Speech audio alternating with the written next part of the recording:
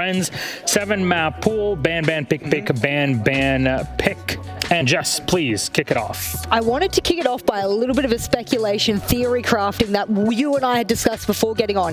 DWG KIA, if they're smart, ban some of either their best maps, or they just go to complete random maps in their map pool. If I was them, and I'm number 1 seed, I'm sitting there going, let's go to the most random maps in the entire pool so that I don't have to play a map that's going to be strong for me in the playoffs. That is the smartest strategy. Looking unfortunate because a Clubhouse pick from DWG KIA, that doesn't scream random to me. That screams on point, on script for DWG KIA, which is a bit of a shame strategically for me. You know that I love understanding what teams' map preferences are. And I'm just going to tell you the map preferences of DWG KIA 1 to 7. Oh, well, 1 to 2. Okay. 1, Chalet. 2, Clubhouse. These are their best maps, and the fact that they're putting them on show. Na'Vi no slouches on Chalet, mind. Fine. You would have thought Na'Vi are a very strong Chalet team themselves. Yes. However, they are picking in to DWG KIA's. I would say Chalet, Clubhouse, Villa, 3 of DWG KIA's. Actually, it's the 1, 2, 3. Yeah, it is literally the 1, 2, 3. It's the power trio. This is confusing. This is confusing because, okay, let's say DWG KIA does this. They've obviously not gone with the strategy of hiding maps now, playing it however they want. This is their best maps. Do they just get in and pick like ranky compositions, run around, have a gun in front? Or does DWG KIA truly want to win every single series, no matter the cost? They would be the undisputed best team to come out of it. Like, there was a conversation going on in the green room. It was last night between me and Dev Marta.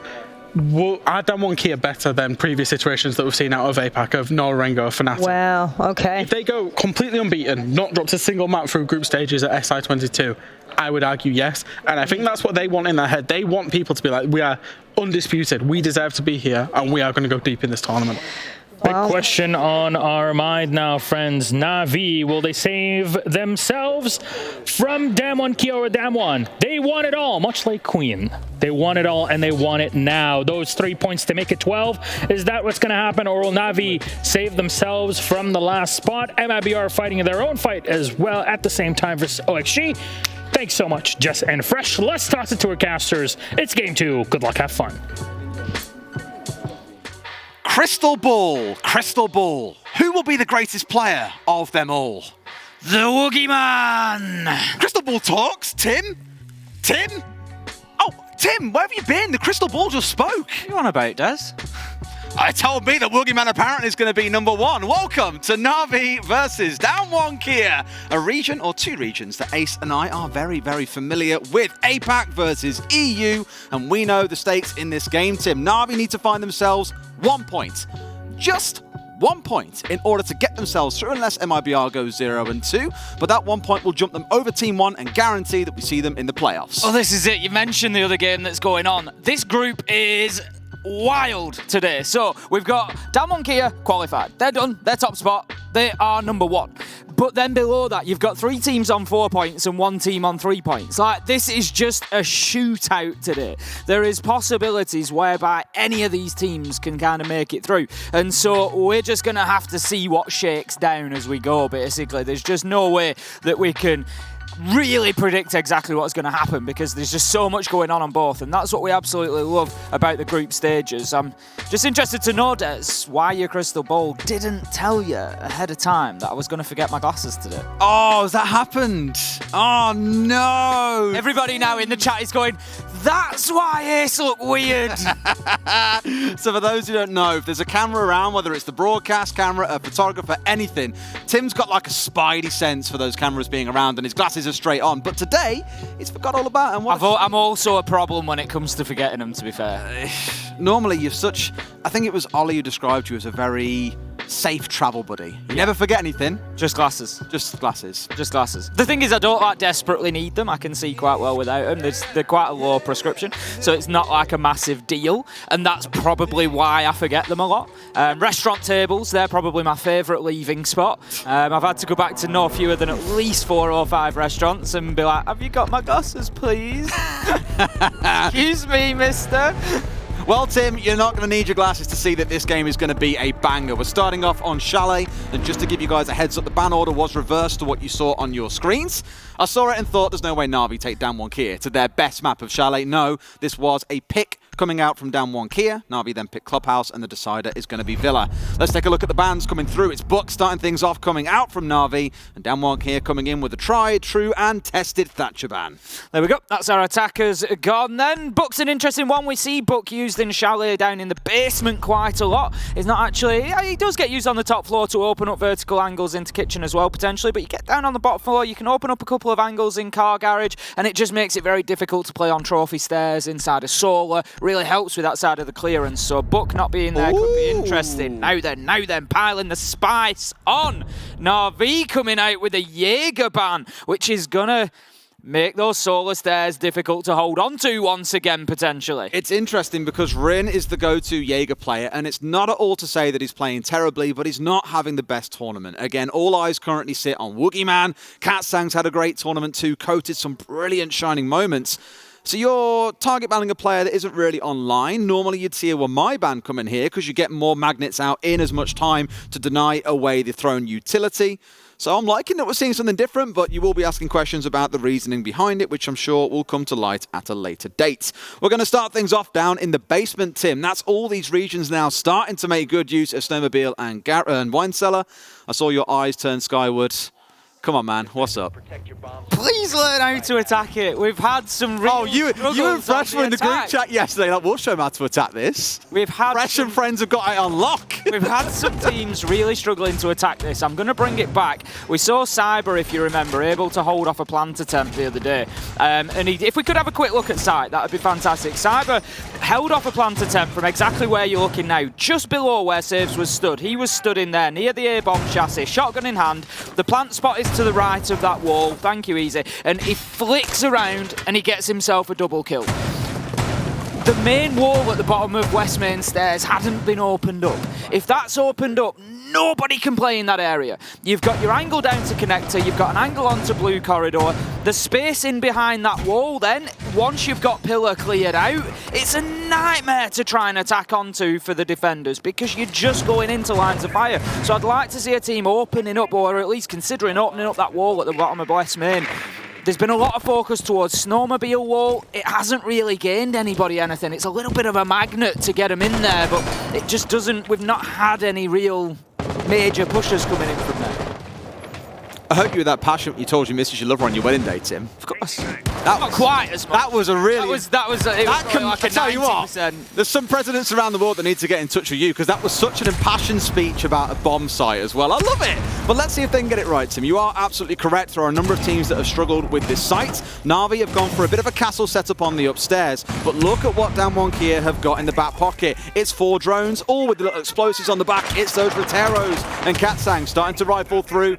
I love this sort of game. I love the EMP on the bulletproofs now, and you can already see him starting to get to work here and denying these away. Once it becomes undisabled from the EMP, it does just explode on the spot. So if they can get it close enough, as they may well have done now, because Katsang has got it right inside the site, shield's going to go down. That's big. They're slowly chewing their way through a bunch of utility. Great to get rid of that shield. Again, it prevents that area that I was talking about and players sitting in there. That's where they want to hold, because they want to stop people coming in from that trench wall. Another Rotero goes in, going to clear off the Banshee, so this is just a real job here from Damwon Kia of clearing utility after utility. Last Rotero drone is going to get shot out, so that is the work done. Doki opens us up with a kill onto Rin. Out on the roam there, just catches him trying to come in through the games room. Maybe a little sneaky play down blue stairs. Also running the DMR on the Aruni. We've seen more and more players picking this one up. It's been a bit of an APAC special, but it's now really spread across to the rest of the world. And Doki showing exactly why. A couple of kills to the body, and down goes Coated as he comes charging his way through. It's looking absolutely beautiful, and you have been gifted your glasses. Did you leave them in a restaurant by any chance, Tim? A wonderful talent manager bringing them down. Fine. He's going to get used to that one very quickly to ask me before I set our places. We stand Matt. Doki finally getting shut down after his tyrannical rampage, bringing down 2 members of Damwon Kia. But that means they've invested a ton of time in this game's area, clearing out Doki, which is distracted somewhat from the site. That said, they have, of course, got the main breach opened up. They've Rotero'd their way through. And, of course, yes, I've just seen our clip has gone on Twitter. Fantastic. Of course it did. Yas is coming down those main stairs. He's just looking to see if he can catch anybody out here. Got himself established down at the bottom, looking in towards blue. Oh, it's going to be Woogie Man that catches secretly out with a beautiful nade coming in. There goes the second. Not going to find its target, but Katsang is able to get in and start getting that diffuser down there. Couple of seconds left to go. Cover is in place. Nature trying to hold on in blue corridor. Diffuser will be secured. It's kill, team kill, as the Toxic Babe canister will finish the last man off as Lucy tries to... Unlucky, moving back down the main stairs there. It all got a little bit frantic on the defence towards the end there. That was basically a 2v1 because Sade's coming down the lobby stairs, just walked through a full-on smoke canister, died before he could even fire a shot. It was beautiful. Worth touching as well, Woogie also running the DMR, which kind of surprised me because I got a lot of time for the M4. Fantastic gun, but clearly DMRs are the in thing at the minute for a number of teams, a number of players really starting to prefer bringing them along.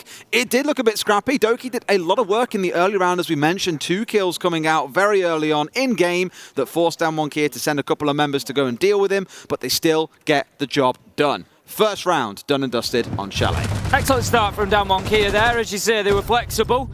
They were able to just move themselves around and try different things. The man pushing down main stairs, trying to push blue, just do things a little bit differently, just showing that there are always alternatives to those attacks. There's obviously, I spoke about the potential for the trench wall push, but there are a number of others available to them. Damwon Kia then going to be attacking this time around onto Bar and Gaming. Navi taking us to that mid-floor site, so they're likely to try and hold on to Library here, and in order to do that, we spoke about this triangle the other day, and we actually saw it picked apart beautifully. It showed us how important each corner is. So you get one on Library stairs, one on mezzanine, and one inside of Library. I believe it was Rogue that were trying to do that, and Leon got taken out of Library, and then the others just fell like dominoes 15-20 seconds later, because you're each watching each other and you're each creating a little bit of power to keep yourselves in place, essentially.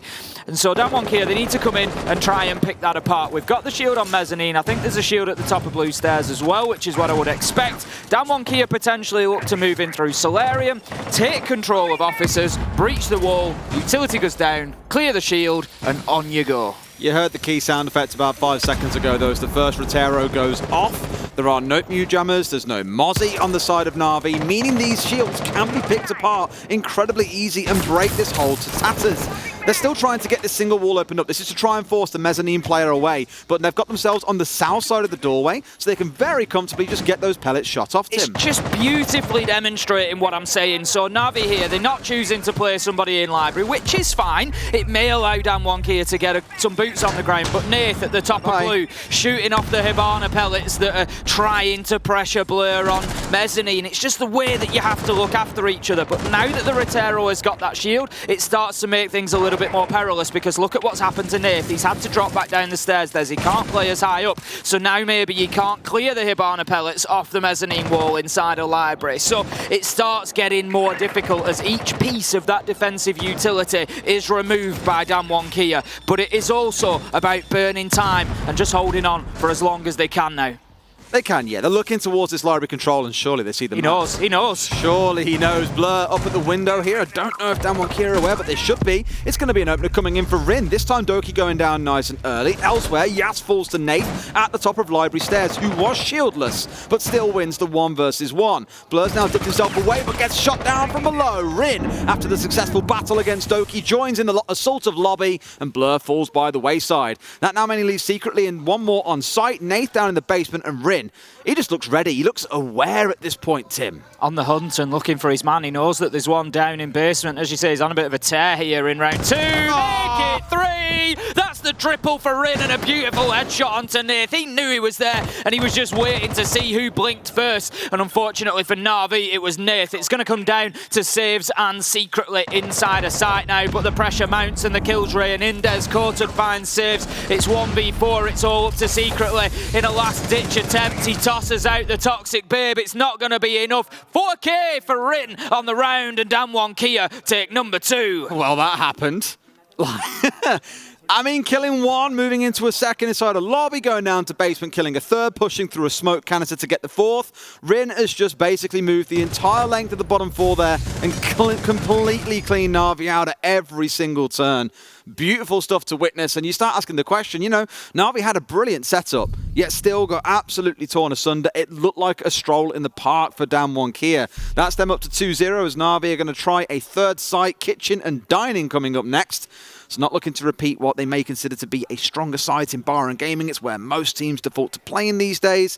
Got to give a lean towards Katsang on this Flores though, Tim. Enabling Rin to move like that by getting rid of the things that can get in his way, looking towards the Banshees, for example, shields being cleared out. It didn't help them so much on their library stairs assault, but it is enabling certain members to walk through and take gunfights, Rin namely, and just clear rounds out before they've even really started. Woogieman yet to take a death as well. That's something else that's worth noting. Managed to survive both rounds. Survival isn't a stat that we always sort of talk about too much, really. Don't always highlight it maybe as much as we should do. You know, if on the attack you've got a great survival stat, even on either side, to be fair, you've got a great survival stat, you're not throwing your life away, you're contributing to your team through the entire rounds, but more often than not, if you've got people surviving, you're going to be winning those rounds, unless you're on the attack and you let the clock run down. Generally speaking, you're coming away on top of things, so Woogieman having another good game. But the focus at the minute, the spotlight, is most definitely Rin's. Absolutely. I do want to give a bit of a note to everyone around the stakes of this game to remind you one more time. Na'Vi only need 1 point across these 3 maps. They've got to win 1 map, and they are through to playoffs. For DWG KIA, I'm pretty sure they want to come out of groups as the only team that can claim they have an undefeated record on any map. If they win this 2-0, they are 8-0 in the group stage. Even on less favourable maps, they're still winning. That's just how dominant they've been, and to end this group stage on that sort of score is going to be a big deal. So don't ever think for DWG KIA this is a rollover series. They don't particularly care about the outcome. I guarantee you they do. I said it yesterday on broadcast, winning's a habit. Winning is a mentality, and DWG KIA don't want to slow down. They don't want to let off the gas and just lose that momentum. So as you say, very important for them to continue doing so here. Rin looking to get aggressive on the entry once again, potentially. Just very cautious of those windows up above. I think they're well aware that there's at least 2, if not 3, up on that top floor. The drones will signal that Rin can move in potentially through West Main, but nope, going to head upstairs instead. Look to move into that library corridor, or even a little bit of pressure from bathroom window. Yeah, they've got to clear out this top floor, really. There's 3 members of Na'Vi currently sat up here. They've got 1 up on the window as well, so everyone getting into position. That call coming in, forget about West Main for now. Deal with those on the top floor, and just donking straight onto Blur's Nugget. Down he goes. The second as Katsang finds saves as well. They are just clinical executioners, Tim. 2 members of Na'Vi full. Doki left pretty much all by himself at this point, and secretly, also the same, out towards this library stairs window. Woogie was just ready for him as well. Certainly was. Secretly he's going to dip himself back onto the mezzanine area, but the top floor is pretty much... How do you win?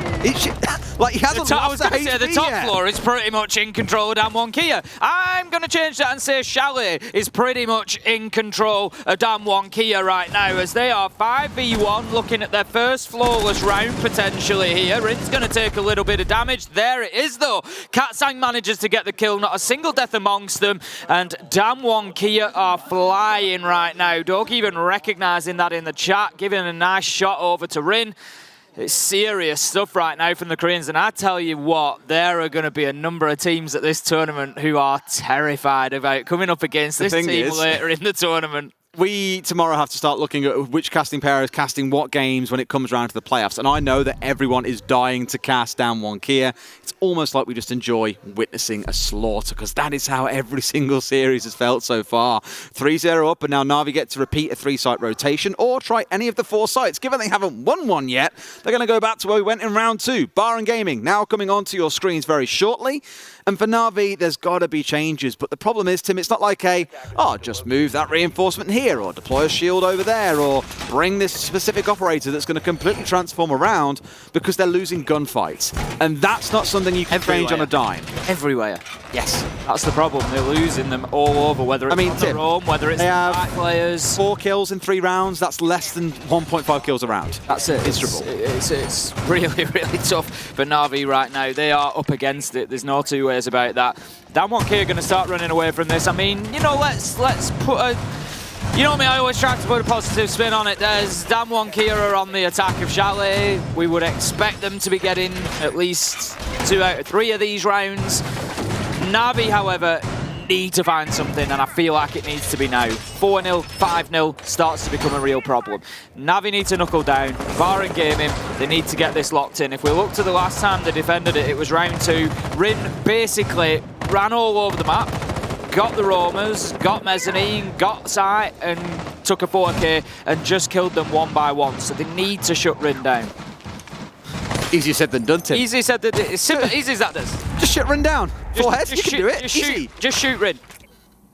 Don't want to got you as a coach, mate, or even you in the server. Why not? You could kill Rin. Not if I had 1,000 chances. I'm sure we can find somewhere to give you a massive advantage, mate. Maybe if we blindfold him, you might come out on top. Heaven knows. Let's see how this round plays out, though. Looking in towards Nath again at the top of the library stairs. We saw this hold coming out last time. You got Blur, rather than Nath this time, playing up on mezzanine. So a small change around as to who's playing where. It's not going to stop the outcome being the same as before, where one man on Na'Vi falls down early on. It's Yas with a kill inside the first 60 seconds, Tim.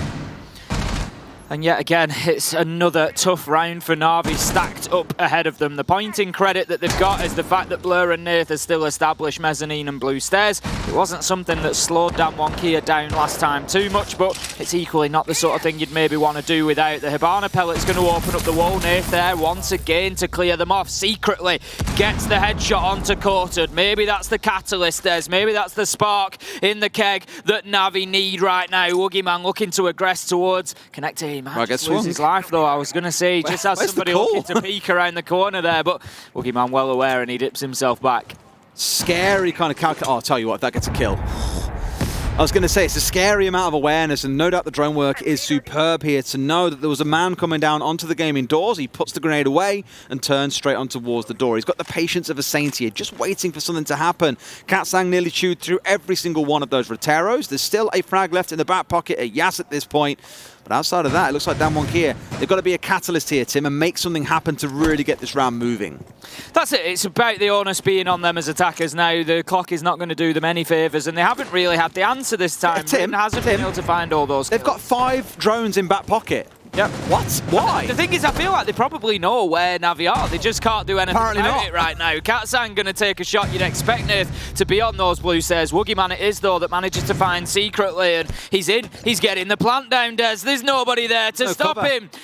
Blur, he's going to try and move around the corner, but he's going to be too late. The cover comes onto the double window. It's Rin. Yas manages to find OK, and what looked like it could be a first round for Na'Vi starts to fall apart. Blur finds Woogie. Nath drops back to sight. They've got 2 of them there. There's the potential here for one to cover while one disables that diffuser, but it's not going to be easy, especially if they've got somebody up above, which is the case. Have Damwon KIA left it too late? No, Nath comes off the disable. Yas manages to find the kill. It's all up to Blur, and it looks like he's going to be shut down as he tries to swing Rin.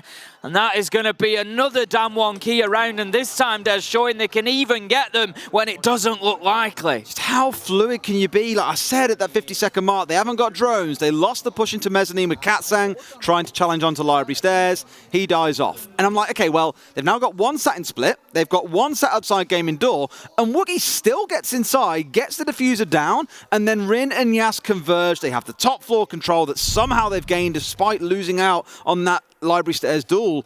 It's unbelievable how they turned that around. If you said to me, Damwon KIA will win this round at the 45-second mark, I'd have told you, I doubt it, but they've just managed to pull that back. Unbelievable. And that's what Damwon KIA do so well. They look like they're beaten, they look like they're on the back foot, and they will still come back and find themselves a way to get the round. They've got a lot of plans, they've got a lot of flexibility, and they've got a lot of options. And on top of all that, they've got that deadly firepower that comes particularly at the minute from Rin and from Yas, who's getting in on the action as well. A couple of important kills over the last couple of rounds. All right, that castle setup is coming out once again. You may be wondering why you have these castle barricades coming down inside this main hallway, 1 on mud door and 1 on the double door. Quite simply, it's so that you can use it as the defenders without being exposed to windows or retreating points. The front door quite threatening. The mud window, for example, can catch you on your retreat back to site. It just means, like Doki has wonderfully demonstrated now, you can frolic through there, no concerns at all of being shot out. The 1 into west main means that you're forced to use the rotate inside the red corridor, unless, of course, you're looking at someone like the Ash or potentially at the Florida. Suarez clearing those out for you. So, although they are easily removed, unless you have the right people in the right place to deal with them, they are going to impede the attackers and make life a little bit easier for the defenders whilst they're roaming upstairs.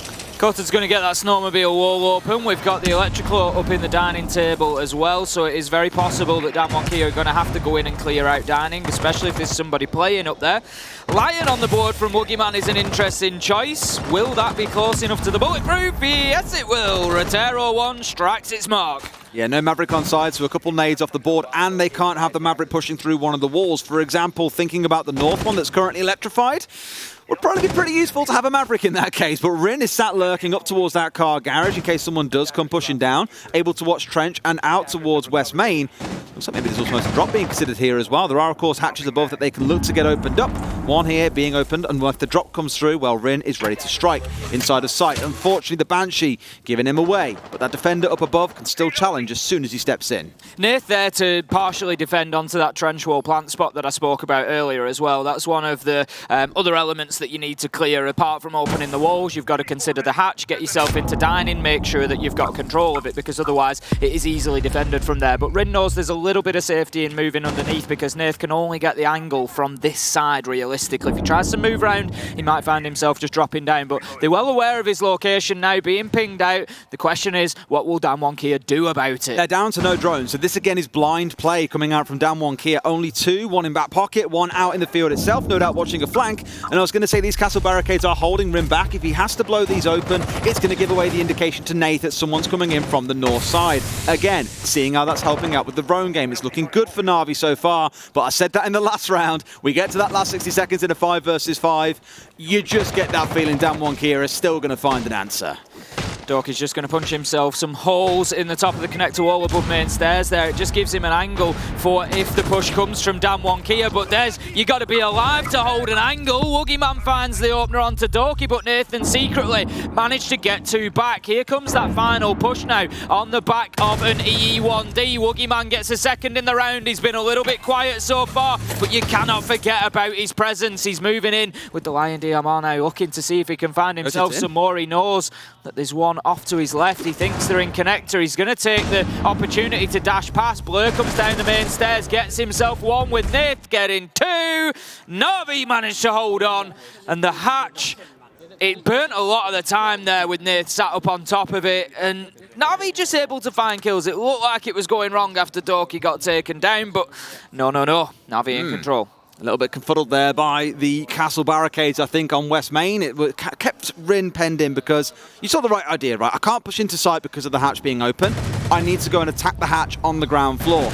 Can't do that without opening up those castle barricades. The stealth element is removed there. Nath will know you are coming, and he has then potentially an infinite number of angles that he can challenge onto you as you come stepping in. You saw a similar sort of thing at the end where it was a bit of a confusing spot for Damwon Kia where Woogie needed to go and push in towards Wine, but by the same token knew someone would come pushing down lobby. At the moment he steps away to round the corner and challenge Nath on the drop. That is when the man came down main stairs and got the shutdown onto Coated. So a little bit of mistiming, striking misfortune for Damwon Kia there, but Na'Vi will finally get themselves around on the board with a really nice castle setup and some good hatch play. We're going to be heading into round number 6 then. Damwon Kia's final attack here, a half that has certainly suited them so far, as that last round being Na'Vi's first, and it's been difficult for them so far, no two ways about that.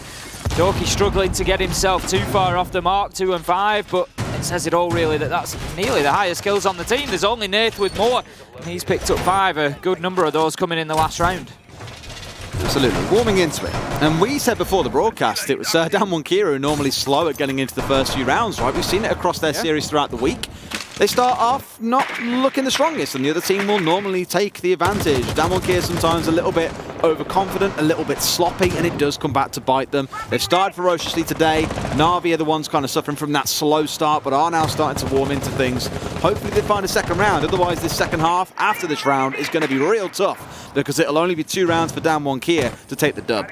A reminder of the situation for Na'Vi: if they don't win a map here, Des, they need to rely on other results to see them through to the playoffs. They're going to be looking very closely towards that MIBR game that's going on the other stream with Oxygen. It's Gonna all come down to whether MIBR can then take points or not as to whether Na'Vi will be safe. I love this that we're on day 5, the last series taking place now on both streams, and yet all 4 teams that aren't Damwon Kia are at risk of going home. It's still all to play for. I absolutely love it. That's what you want. Rin's holding on to that piano window. It looks like somebody from Na'Vi was just moving across to potentially have a little look out at the library, and I don't think they're going to peek it too much because we'd have probably seen a kill pop up for Rin by now, to be honest, because he's been hitting his shots so far today. Now, Yas has managed to push forward into Bathroom, looking to complete this top floor clearance and get the vertical pressure above site. He needs to move into piano, but not keen to do it yet. Just maybe waiting for a little bit of support, a little bit of drone work going in ahead. But here he goes. What a kill! Finds the man at half wall, finds himself a second. Yes! 1, 2, in they go. Damwon Kia 5v3 top floor control. That's all they needed. Right now, they've got 90 seconds still to play with. They even had Coated sat on the double window just in case there was a run across the corridors to try and challenge onto Yas. Always covering each other's back is what makes this team so strong. There is a big focus now up towards the north side. So, with the vertical control, with Trophy likely being the next point to play, I think he intended to do that. Rin finding saves out as well. Now Katsang's upstairs as well. Again, Tim, they've just slowly whittled down these numbers. Yas found the 2, a third coming through just a second ago. Doki's off in Narnia at this point, running up towards library stairs, hoping to come on the flank, but knowing Damwon Kia, they'll be ready for this. I just can't get over that first kill from Yas onto the half wall. It was absolutely unbelievable, and now here he is again, just with that angle from the bottom of Trophy stairs, looking in towards Kitchen. Doki does manage to find one onto Katsang, but it's going to take a few more yet before you can really call Na'Vi competitive. Coated shuts down Nath, and it's all up to Doki. 1v4, he is above, chooses to drop, taken down by Coated, second in a row, and that's Damwon Kia 5-1 on their attacking half, and I think they're showing why they like Chalet right now. It's very clinical and confident is probably the best way to describe it. You know, look back at when we were casting TSM versus Dark Zero yesterday, and there were a few rounds that we said they're leaving it to the last 10-15, or M&M versus Empire, exactly the same story. Too scared to take a risk, to drop a hatch, to swing someone. You're not seeing that level of restraint being shown here by Damwon Kia. They were very happy to go and take gunfights. Yas finding 2, immediately clearing out the top floor and going, cool, we can step forward from here. Because even if he didn't, you had someone like Coated or Katsang off on the windows to support you. It's just, again, brimming with confidence, and I really hope more teams kind of buy into that risk versus reward playstyle of take the risks, because the payoff is absolutely huge. Na'Vi, understandably, at the half here, a little bit rattled by how it's gone. Want to just go, well, that was rough, boys, weren't it? What are we doing on the attacking side of the map now? Because Chalet as a map, generally attacker leaning. This is their chance to get some rounds on the board. Do I think they can win this map, Tim? Arguably not. Clubhouse they'll be looking at, so I don't want to see him get too shaken by what's happening here. No team has stepped against Damwon Kia on any map and survived, so don't feel too bad about it. The thing is, Des, if you remember, when we were casting at the last Invitational, we were talking about APAC. And I said, APAC are a region with a lot of technical skill. We see that in APAC North, you know, when we cast it week in, week out. Players like Yas, players like Woogieman, players like Rin, you know, absolutely lethal. Yep. There's always been, for the longest time, this like difference in APAC where, yeah, they do things a little bit differently. They'll maybe bring this shotgun or they'll do this. And I said at the time, I said, you know, it's not going to be long until they start looking around and saying, well, you know what? The best teams in the world, NIP, SSG, BDS, they do things in this way probably because it's the best way to do it. And they'll start picking up and developing that strategy. And I said that I think they're on a timeline similar to LATAM where they've got that real raw mechanical skill and they just need to develop the strat books. They were 12 months behind LATAM. 12 months later, or nearly 12 months later, here we are. And Damwon Kia are just dominating, Des. You know, this doesn't necessarily look to APAC in terms of Siege. They do some things differently. They have their own style. They have their own sort of edge to it. But there's a lot more of that, what we would expect to be done there as well. And they just do it so well. And on top of it, the mechanical skill is off the charts. And APAC, I feel like we're really at the start of something here. 2 years ago, there was one APAC team, or Korean team in the APAC region. It was Cloud9. Prior to being picked up by Cloud9, team that you now know as Sandbox, by the way, they all worked at McDonald's part-time, and they played Siege part-time. They didn't earn a living from this game. That's how, well, not underdeveloped, but how early the region was. It hadn't had time to flourish yet. I remember casting Fathers back at DreamHack Valencia 2019. They were a bunch of YouTube personalities in Japan. Like, back then the scene just didn't exist. And look, it's never going to be an overnight thing where it builds up, so don't look down at APAC anymore. We've already seen Cyclops giving like Palu and Nesta run around, for example, for fun. We know what these teams can do. Damwon KIA are the ones who are just really putting it to the utmost effect and being the tip of the spear for them. Here, at least, they aren't going to be a spear themselves as much as a shield as they are defending against Na'Vi. They've had their time out early on. They've had a conversation. They know what it is that they want to start getting right here. And with the bans coming away from the Jaeger, I'm hoping at least they've got a plan to exploit that somewhat, because on the other side for Damwon KIA, without Wamai, Rin can't go onto the Jaeger, for example. They haven't got a Wamai. They can't deny these frags getting in and doing damage, of which Na'Vi still have 3 left. Na'Vi doing a pretty good job on the top floor so far, yet to move Rin out of mezzanine, caught at top of blue stairs, so very similar setup to that we saw from the defenders in the last half. One on double window of library. There it is. Just needs to be careful, flirting with death there. Blur's going to take quarter down, as you predicted, Des, using those nades to full effect, and that is likely going to be it for Rin here, just playing around that hatch before dropping away, because as I said, those 2 players need to play in tandem. One needs to live for the other to survive, and once blue stairs is gone, mezzanine, your race is run, off you go. 5-4 now in favour of Na'Vi. It's a good start.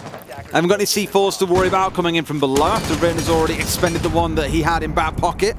Doki looking to find a kill from the above as well. Sees the body, there we go. Katsang dropped down. A good start from Na'Vi. A 5 versus 3. 60 seconds still to play. There's still so much time here, Tim, for them to work with. And on the side of Damwon KIA, this will be the first time they're going to start sweating in this game, I think. Well, this is where we're going to see what they're really made of, Des, because going 5-1 on the attacking half, you know that it's equally possible for the other team to come back and do exactly the same to you. Blur's going to find Rin.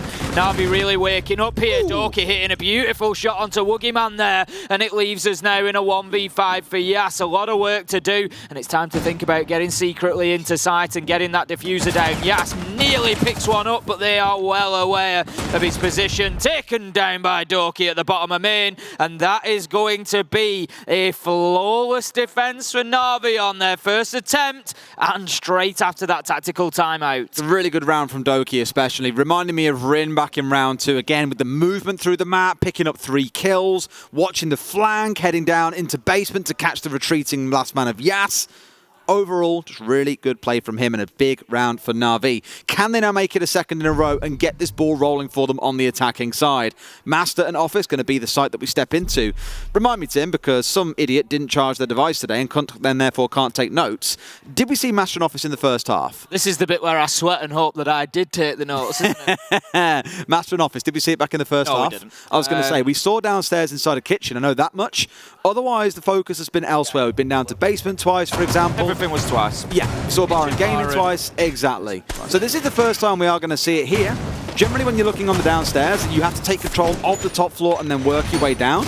Same as on Cafe when you're attacking between bar and cocktail, but also looking down and towards reading and fireplace. It's extra steps, which is why Damwon KIA are now having to attack into, or choosing to go up here, is they're saying, oh, look, we're confident we can still defend it right. Na'Vi said, we want you to go that extra mile and have to get top floor and then look towards the site. So not as much to do, but it does mean the defense on the top floor can be that bit heavier. You're going to see more investment inside of Solar, for example. Often you'll get an extension in towards Library to waste more time for the attackers than based on where they want to start. They're going to get choked out on either side of the map, Tim. They'll be slowed down, and hopefully Damwon KIA can waste enough time. It's on Na'Vi to move quickly and efficiently. And they've just shown us in the last round that they're quite capable of doing that, Des. They recognise straight away, this is what the hold is. We need to clear quartered out. It'll force Rin away. They did it. They achieved it. They didn't lose men in doing so. And the danger, the real danger here for Damwon KIA potentially, I don't want to put it all on one player, but Doki hit a couple of nice shots there. And we know when Doki starts finding his aim, he starts finding his shots, he's feeling comfortable, it can be an absolute nightmare. I tell you what, Damwon KIA get away with one there. Nath going in through that snowmobile wall, and he has an absolute freebie right in front of him. Yes. Can't pull the trigger. Yes, misses his man. He sees the head just above the window frame. And this is it. Look at the pace that Na'Vi are playing with, Des. They're not giving Damwon KIA a second to settle.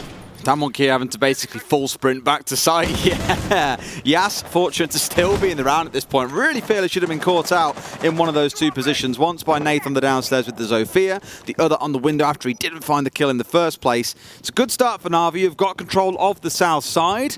Now it's about translating it into top floor control, but chances are you are going to see them put some focus with this thermite onto the office wall, and they'll try and plant on the other side of it once they've got more control. We're only about halfway into the round as well, so still lots to work with. Yep, they're going to try and plant roughly round about where Katsang's playing. He's the...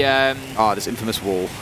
He's the silhouette right in front of us at the minute on the half wall. I would imagine to see the diffuser going down somewhere around there. The Maverick Hole going to burn out so that Nades can go in, clear anything that's acting as denial on the wall, secretly opens it up, easy as 1, 2, 3 does. Very good, and no one can deny this one away here. I mean, Katsang, I was going to say, you're standing a little bit close to the firing line there, my son. Backs away at the last second, as now there is a wonderfully big hole on the breach through which Na'Vi are going to look to play. Interestingly, that right side has got the laser gate on it, right? So one thing to consider with that is normally teams will tuck into the right, get behind the half wall, or step just inside the breach and plant on the right-hand side, because you can get some really good cover angles, as Secretly is demonstrating right now. So that's one thing to consider, is you've then got to burn through that laser gate if you want that side open. They made it to run around it though and try and tuck in behind the half wall. Another nade kill comes out, even with the Wamai being present. And speaking of the Wamai, Rin hitting a nasty long-range shot from all the way back towards the north. Coated a second, and Na'Vi now starting to fall apart at the seams. Rin just reminding Na'Vi there that the opening kill isn't always enough as he manages to find that long-range shot. Damwon Kia quite capable of biting back at any point inside of these rounds. Blur looking to push off his door, but he's just going to be hindered for the time being by that Toxic Babe canister which has been detonated there. Diffuser collected after the long-range death, and Nath is going to stack up on the breach now and look for the potential of getting in here. Sends in the stun grenade and is going to go for it. Now, I'm not sure if Damwon Kia are in a position to challenge this because Blur has gone in at the perfect moment. Des, he's made that challenge and he's took their eye off the ball. Will be killed, loses his life for it, but it means that Na'Vi have got Diffuser down. Saves and Nath need to hold on to this. 2 versus 4. Here we go on the push out then, trying to see what they can find. Nath, the first one to find Rin as he comes swinging through. Nath is playing on the downstairs and saves on the up. If they can try and stick this, they could get away with something pretty special, but they've got to worry about the vertical. Saves another out on the balcony. It's into a 2 versus 2 from a 4 versus 2, and the boys have got about 10 seconds to work with here. They've got to get out this window, Tim, and try and go for a kill or long arm it, but they're not aware about Nath on the below, I think. Here comes Saves on the swing around, trying to go in for Woogie, but they should be able to find him out. Yes, into a 1 versus 1, but they are out of time, Tim. Na'Vi will find this round, but my God, did it come close. Very nice from Na'Vi. They reacted well despite losing the man on main stairs. Nath getting in there very quickly. Diffuser up, in we go, get it planted. I particularly like the play from Blur on office door. Getting in there as the Maverick, just challenging anything in bedroom. It didn't matter what he challenged really. He just needed to pepper bullets through there, take a ton of attention, and he hit the deck as well just in time before he lost his life. He was then able to continue that process, and it was really well played, and it gave Nath the breathing space that he needed because it just took Damwon Kia's eye off the ball of what was going on elsewhere, and it created an awful lot of noise, which can be that audio cue of the diffuser going down. It gives them a big heads up that that is the case. You mentioned the phrase breathing space there, and I do want to touch on Coated for a second. He was chucking a couple of smoke canisters from just south of the bathroom door. What he does with the final one is chucks it down into the library hallway, and it fills the space perfectly. A square through the double doorway, so Saves can no longer hold piano and stop anyone from rotating through piano. It did take about 5 seconds or so for Coated to actually say, okay, I'm going to make the move now. I can see it smoked off. They can't swing me. He gets across and kills Blur, who is none the wiser that they can't control piano at that point. So it was a really well-placed smoke. It was pretty well timed. It was just the movement from Coated was a couple of seconds behind time. Otherwise, they likely deny that plant going down and win the round. So again, small details between these two teams, which is leading to the outcomes we're seeing in these rounds. Down we step in towards kitchen and dining room. Going to be setting up largely on the top floor, very similar to last time around. They're going to reinforce the same walls, going to try to hold the vertical angles down into sight. Katsang just opening those up for them before he's going to drop away. Of course, that Aruni melee able to punch through the soft surfaces, gets himself all the way back down to the basement. Nope. He's going to deploy the barbed wire and back up to side. Na'Vi wants the game moving quickly. I want to see more of this. Saves opening the window for Doki, who's pretty much going to solo drone, and he's going to go in. I love that confidence there. He's barely droned anything, and he's going in, and he's taking challenges, and this is sort of peak Doki, really. Get him in there, and just get him in the mix. It has bit him a little bit throughout the group stage, mind you, where he's done that, not thrown a corner and find himself going down. Katsang going to be the entry death inside the round. Doki is, still alive at this point. Hasn't found himself caught out just yet, so got a good spot of control on the upstairs. But now they've got to turn it into something else. They've got to keep on looking towards the push here. He's holding down Bathroom more so the rest of his team can play catch-up, because this is a really good power position to have so early in the round, forcing both Rin and Yas down into Library Hallway, because they don't know when Doki's going to come swinging. Just going to take a little look across the top floor, doesn't find anybody. There's still two waiting there to be challenged, and maybe just a little bit of support needed here. Doki just taking his time, waiting for the drones to go in ahead of him. Yas is going to be forced away, drop back into Bar and Gaming. Rin as well, likely to follow a similar path, I think. Not going to stick around for too long, just holding on to the office bulk for the time being. Wants to just create some sort of opportunity there to potentially flank in through that piano door. Woogieman, however, going to go down inside a sight and starting to fall apart a little bit for Damwon Kia here inside of round 9. And after that start that they had, you see him, you know he's there, Doki. He finds himself the headshot onto Woogie. After the start that Damwon Kia had, if this goes 5-4, that's going to be a big shock to the system. Isn't it just? I mean, the pace at which they've come out in this half has been stellar. Potentially 3 rounds on the bounce now. They're about to hit themselves in. Oh, the jump out from Rin will find just the one. It's only Sage going down, and now Coated is under pressure, under flak from Blur, who finds a kill. A 4 versus 2, secretly getting that diffuser down once again, and no one can deny this. Yas and Rin pinned down to the south side of the map. It's looking good for Na'Vi once again to bring things up to 5-4. Rin with a beautiful headshot there on the reverse angle up to the top of mezzanine. Manages to take Doki down, but still 2 versus 3 numbers not with them. Nath surely finds Mozzie. It's going to be Yas that goes down, and that now leaves it all up to Rin. Has 1 kill so far, needs to find another 3 more than likely. Knows there's somebody inside of office, gets the kill. Beautiful shot. This is going to be an ace clutch if he achieves it, Des. He's already on 3, 2 to find, 17 seconds, about 10 realistically for him to find the kills, because he needs 7 to disable the diffuser. Comes running around the bottom.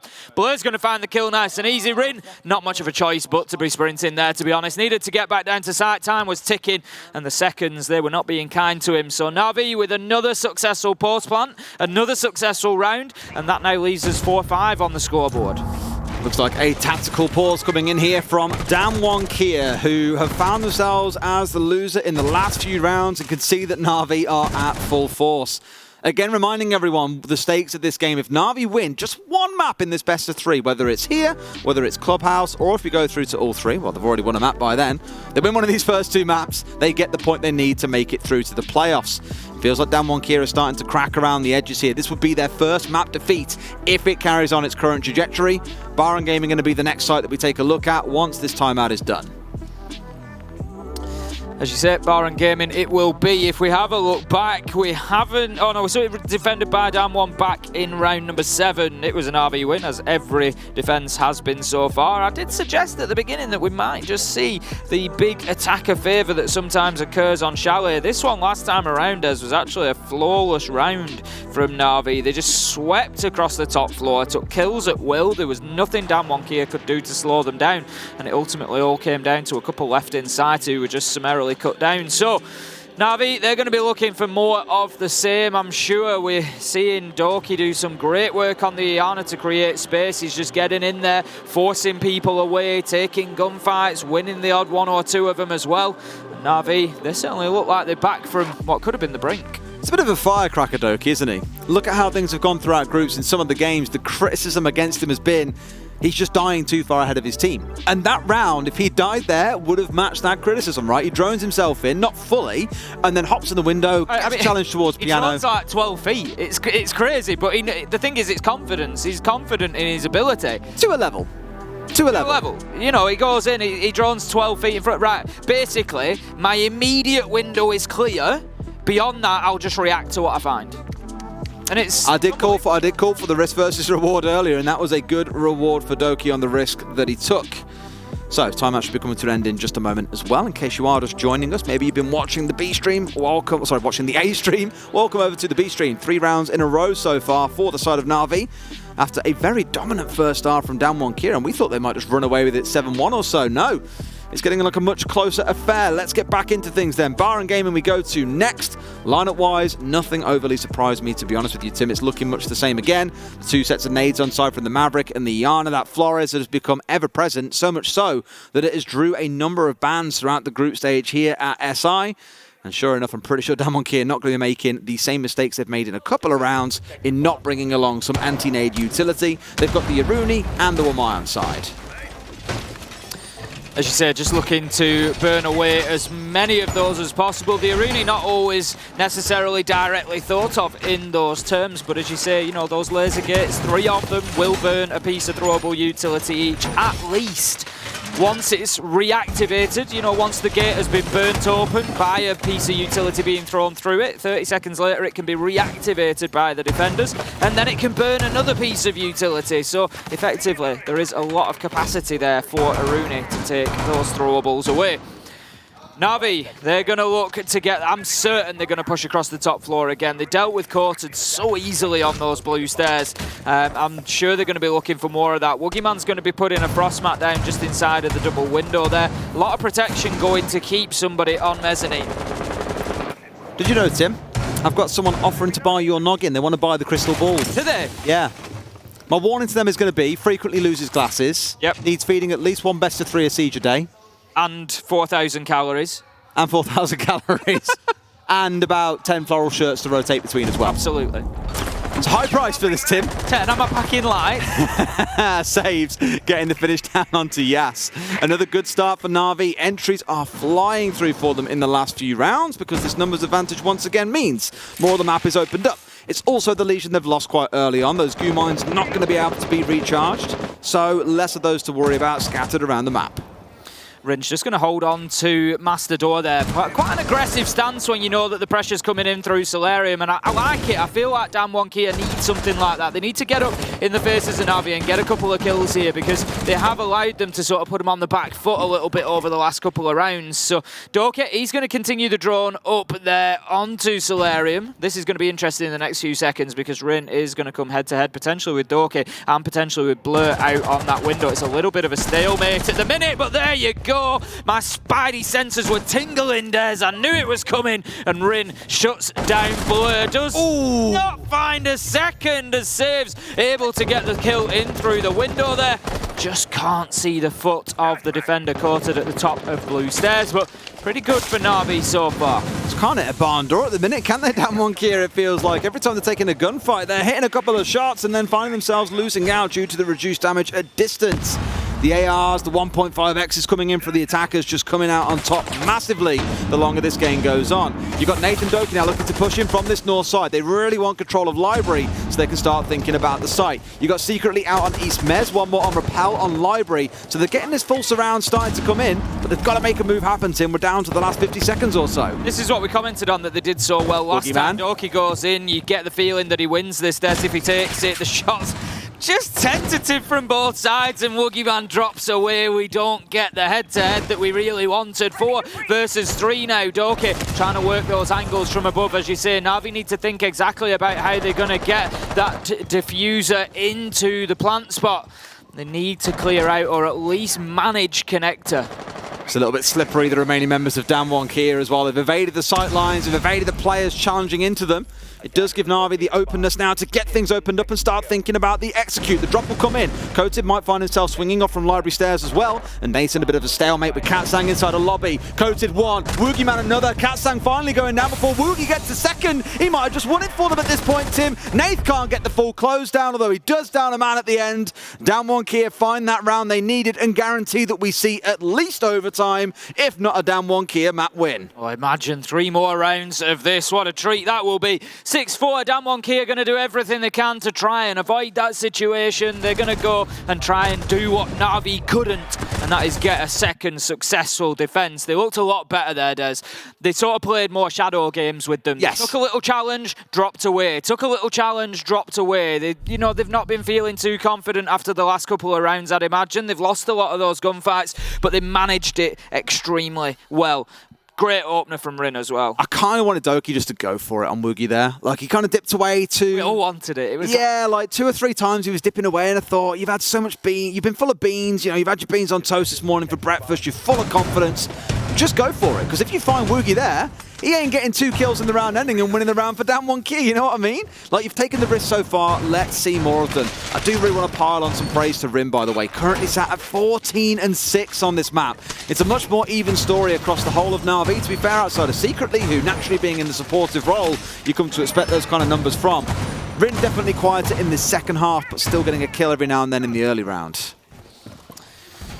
Here we go then, almost into the action of round 11. No more mistakes now for Na'Vi here on Chalet. Not necessarily the end of the world for them. It was Damwon Kia's map pick, and as we said, Na'Vi only need to get 1 map win to secure themselves into playoffs. That's where they stand at the minute. If they can't get a result here against Damwon Kia, and it does go 2-0 to the Korean side, then Na'Vi will be very quickly looking over to the other result going on in this group, the MIBR Oxygen game, because MIBR will have an opportunity then to potentially cause Na'Vi some real headaches. What's the score over there, I wonder? I'll find out, Tim. You have a little look while we watch Doki going through games. Going to move himself through bar stock and into bar. He's just going on a big clearance of this bottom floor for the time being. He does have a couple off towards his left inside of dining. 1 at the minute. I think 1 has just dropped into basement as well. So there's certainly some work for Doki to do on the roam clear. There is. I've just had an update as well, if you don't want it, about what's going on the A stream. Oxygen are 6-5 up on Oregon. So starting well for Na'Vi and for Oxygen, admittedly. But of course, we've got to get that map closed out again. MIBR will need to go 0-2 for Na'Vi to stay in, assuming they lose this series 2-0. Still many moving parts for us to be worried about. Here we go with Secretly getting this wall opened up again in exactly the same position. Katsang just sat on the other side of the half wall, immediately swinging out here, hoping someone was trying to go for the vault out. Right sort of idea, but no one there present ready for him to take a gunfight against. Na'Vi, don't lose anyone. Sometimes you can just get that surprise sucker punch out of there. Oh, yeah. We'll see nitros fly out quite often as well, because players will play close by. In goes the nade and finds its target. Absolutely beautiful. Doki taking Katsang down, and that really opens things up a little bit for Na'Vi now. There's no more close challenge. Doki takes another gunfight, finds Rin. That's his 9th kill of the game so far, and it puts Na'Vi in the driving seat here on their attack onto Master. Secretly in getting the diffuser down. Nitro, I think, deployed underneath. Oh! Short of the mark from Coated, allows Secretly to secure the plant. Played for the wrong mark. They assumed he'd go in deep for that half wall, but most teams these days just go shallow and they get away with it. 3 kills for Doki in the round. Yes, the last one left standing, shut down by saves. Round 11 goes to Na'Vi. It's 6-5, Tim. We're going all the way to 12, and overtime could be on the horizon. We're going to see every single one of those regulation rounds, and I think all of us at this point just want to see more of this action on Chalet. If we do go into overtime, it'll be the best of 3 rounds, and then we will see who comes away the victor. The first one to win 2 rounds will be that. Heading into Master and Office, it's going to be our final defense from Damwon Kia. They're doubling down, Des. They obviously feel like they can do things a little bit differently here. They were pretty easily removed, to be honest. The nade from Doki onto Katsang was all it took for Na'Vi to find their way in. Sometimes it can be the simple things, Tim. It doesn't have to be complicated. That C4 again could have been the difference maker in the round, but on the assumption they'd go deep and look for the half wall, it was just slightly off. We've been seeing those shallow plants in Europe for quite a while now because, as I mentioned, in the first half of this map, it does mean you have a lot of angles you can contest the defuse from, whether it's the double window outside, whether it's behind the pillar, around mezzanine, wherever it might be. There's so many more options you have than going deep, which gives you a much shallower point of view onto where it's going down. Either way, Damwon Kia are going to try this top floor once again. Looking in towards Na'Vi's game plan now twice, they have just gone straight in through that main wall. So on Damwon Kia's side, you've got to be ready for this now. You've got to be able to innovate, bring something a little bit different. And as touched on the Wamide not being brought along in the first couple of rounds, it's now a mainstay with Rim bringing that continually. I'd maybe like to see 1 or 2 taken into the site itself, on A site specifically, and just look to catch first of all the nade that comes over to get rid of the jammer or the Electroclaw on the other side, and 1 to protect the player that is playing in the A site themselves, because they keep on getting forced out by these nades. Got Yas down in the basement then, all the way out of the way for the time being. Needs to make sure that the round doesn't pass him by though. We see those flanks perfectly timed sometimes to a devastating execution, but not sure how aware of Na'Vi are of the man underneath. Hopefully they are paying full attention. They've got 8 drones left, so no excuses. And here goes Blur looking downstairs. Is he going to do the full drone of the bottom floor? It might not have been his responsibility. There may be another drone coming down main stairs that will pick up on Yas down there, but if not, that could be serious trouble for Na'Vi as they are unaware. The drone's just dipping in there and dipping back out once they decided that blue was clear. There they go, starting on the south side then. And an update on at the other stream. Oxygen have won the first map, so Na'Vi can breathe a small sigh of relief, but even better would be for them to get over the finish line here and take the win on Chalet. It's going to require overtime, and for us to get there, they've got to win this round first, of course. Here comes Save on those cheeky little Roteros. Can't say I ever really planned when I was a kid, these little remote-controlled toy cars. We happen them to be explosive, but I look at it now and just think, would have been kind of cool. Kind of dangerous. Yeah, kind of dangerous. Illegal. All of the above. But a hell of a lot of fun. Getting towards the wall now, looking to get it breached. In goes the nade. Will it be enough? First one catches by... Yep, there we go, it's enough anyway. First one caught out by Wamai, but the blast radius enough to take down the wall. Denial secretly able to open things up. And once again, plenty of time on the clock for Na'Vi when doing this. Going to leave them, however, in a 5 versus 4 as Woogieman finds that opening kill onto Doki. If you remember last time around, successful on this site, they managed to find those opening 2 kills and it was Doki who found them. Somebody else is going to have to step up. Last time it was Katsang playing inside this room and he got naded out very quickly. A flash has just come through, which should mean nades can come through pretty clearly. Blur doesn't know the man's on the other side. They're going to spray through and find him as well through the doorway without even having visibility of him. Woogieman falls by the wayside. It is just lethal to play inside the A site once that main breach has been opened up. And now Katsang and Woogieman have both learned that harsh lesson. Certainly have. Yas still on the basement level. He's on the blue stairs looking to creep his way back up, and he's, if nothing else, taking up a Na'Vi player who's having to just sit there and hold, waiting for him. Saves will be the one, but Blur has managed to aggress into sight. Could well catch Damwon Kia out here, and he does. Saves gets Yas as he tries to get back up the stairs, and all of a sudden, Des, they back into this. Na'Vi are getting the diffuser down. Secretly, he's going to stick it. Blur's going to find the kill, and Na'Vi, they take us into overtime. The best defense is a good offense, Tim. Both teams going 5-1 on the attacking half of Chalet. What a screamer of a map we've had so far. I know we had the confusion around picks at the start of this map, but even Jack said it on the desk. And Na'Vi's starting to attack, it's worth mentioning, by the way. Jack said on the desk, he's like, you know, Na'Vi and no rollovers on this map. This is one of their go-to maps as well. Yes, it's Damwon Kia's #1, but for Na'Vi, it's definitely up there. Similar story with Clubhouse, I'd wager. You know, Na'Vi have picked it away, but for Damwon Kia, it's their second most preferred map. We're in for 2 really good maps of Siege here. This one already proving to be phenomenal. And as said, Na'Vi get to continue the momentum of what they've just had in that second half and keep things going.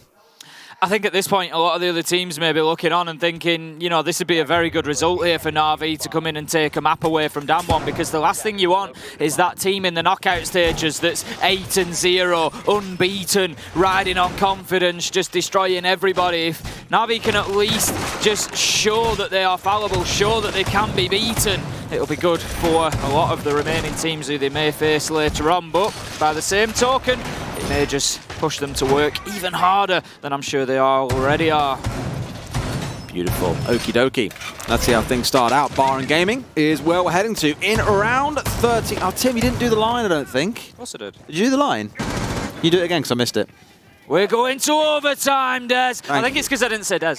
Probably, yeah, and that's not. You have to say that frequently or to start ignoring otherwise you just ignore me. It was because they're taking us to overtime. That's it.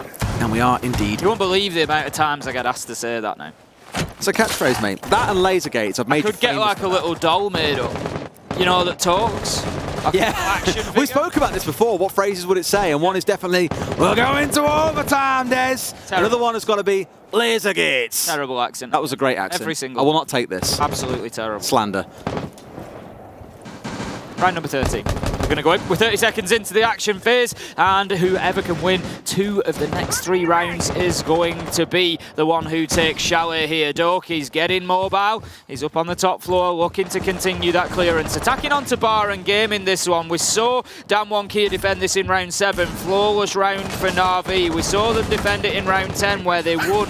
It was their only successful site, and they were able to just, if you remember, play those little games. There's where they'd take a few pot shots, drop back, and they were very mobile and rotating around. They need to try and replicate that here, DWG KIA. Total side point, but I did once actually try and Google if I could get a custom-made pull string doll to get some of your voice lines in for your birthday. I couldn't find one anywhere, but it just came to mind, and I was like, oh my god, I've got to tell him. I will find you one one day. With my actual voice or with your terrible? No, I'd have clipped it from like streams and stuff. It would have been great. Oh, well, I had to tell you, it just jumped into mind. The same way that Na'Vi are jumping through this map, the window no doubt part of the next target for Blur here. They've got rid of the library stairs shield and now have an angle to start pushing in. The shield that was on Mezzanine also removed. Rin stepping out just to challenge Blind, and in fact, vaulting down into the bottom of the lobby here. It's a cheeky angle because you can now watch up onto the window if secretly were to come vaulting through. But Rin rotating down back into sight, in towards Split, as Doki takes a few firefights back and forth. Katsang holding that same angle instead, but Na'Vi doing well here, but DWG KIA playing that same game that I spoke about, taking the battles, dropping away, not overcommitting to anything. Boogeyman, we see it at last. Oh, what was the fadeaway? At last he hits them for 2. We thought we might wonder forever what would have happened with Doki and Woogieman coming together in library, and now we have our answer. It ends with a Woogieman double. I don't blame Doki for dipping back 2 or 3 times, because now everyone is scared of the Woogieman. Blur getting one across onto Rin. Na'Vi starting to fight their way back in, but it's a 3 versus 4, and every attacking round lost is a stinger, given we've seen 5-1 halves so far. The panic starts in. 30 seconds or so to go. They've got to recover that diffuser from when secretly lost his skull to the descending Woogieman. Blur at the bottom of library stairs as well. Nade in hand, trying to force anyone out who might be inside of sight, but no one's there. They're playing back in Split, my friend. There's one inside a bar. Yas in lobby as well, waiting for a potential flank to come in, but they've got to make the play happen now, Tim. Gun down already as Coty comes out for the swing. They step forward as Yas finds yet another. Saves with no diffuser. Not a hope in hell of finding 3 kills in this short amount of time. We're going to find ourselves going up to 14 rounds, Tim, with Na'Vi about to lose out. DWG KIA on match point. Big problem for Na'Vi now is that they face this on defense. They only won 1 of their 6 defenses. DWG KIA doing it when it matters. They're showing that they can absorb the pressure, that they can... Look at it! Last bullet as well! Oh! Absolutely beautiful from Woogieman on the top floor there. What a double from him. I mean, we've said it countless times in the tournament. He's just been one of the standout players. What I loved in the pre-game lobby, like we get to see what all the players are saying to each other while they're waiting to start, while the desk are doing their thing. Doki said, Woogieman, are you aware that here in Europe we genuinely call you Boogeyman? He was like, yes. I think after that round, there can be no doubt in Woogieman's mind that he has that nickname in this part of the world. Let's see how Bar and Gaming goes then. Na'Vi opting to take their defenses there, as did DWG KIA in the prior round. So going back to that earlier point I made, Bar and Gaming generally considered the go-to site, the most easy to defend, the most successful. Planters often looking to hop in through the double wall inside of game room itself and go for a plant behind the half wall. But to do that, you've got to clear Split, and that's not an easy feat. Often what you'll have is defenders up above as well, wasting your time. Or in Woogieman's case, killing 2 of you who are up there. Thank you very much, easy. Because there's so much to clear, because it's so defensible, that is why teams prefer going into this site overall. And often what you'll see from teams in North America, I've noted as well, is they'll start inside Solarium to the north, move all the way down, they open up the office wall, and that's kind of where their attack starts its base from. Then you've got to get control of library stairs. Essentially, Tim, you have to control the entire map, because as Coated showed us in the previous round, you can swing out from that 90 angle downstairs and get a kill as they come pushing in from mud. It's just an absolute nightmare because the whole map is working against you on this site. Rin looking to push towards the map. We saw Rin have a good few rounds on the Ash, finding plenty of the 14 kills now stacked up against his name. DWG KIA, they're going to be keen to see a few more coming out of the Ash this time around. Rin just using that drone again. West Main was a popular entrance point. Something you've got to be careful of sometimes. You don't want to rinse and repeat too much because teams will pick up on that tendency and potentially look to cover it off. But for the time being, Na'Vi have not done that. Not just yet. We saw the damage that Rin was doing on this Ash back in the first half, and We haven't seen Rin on Ash a ton, I want to say. Like Zofia, normally one of the go-to operators for him, but in this spot, the Ash working out just as well. Must be aware here that there is someone playing on the library stairs. The ping is coming in, almost as if he's indicating, I want to go through this. Someone please open it up for me. I will charge in. I'm ready. They're going to shoot it out there, and they spot that indeed there is a laser gate on the other side. So that needs clearing first and foremost. I think what Rin's relying on here is stealth again, because they don't know someone's currently outside this window.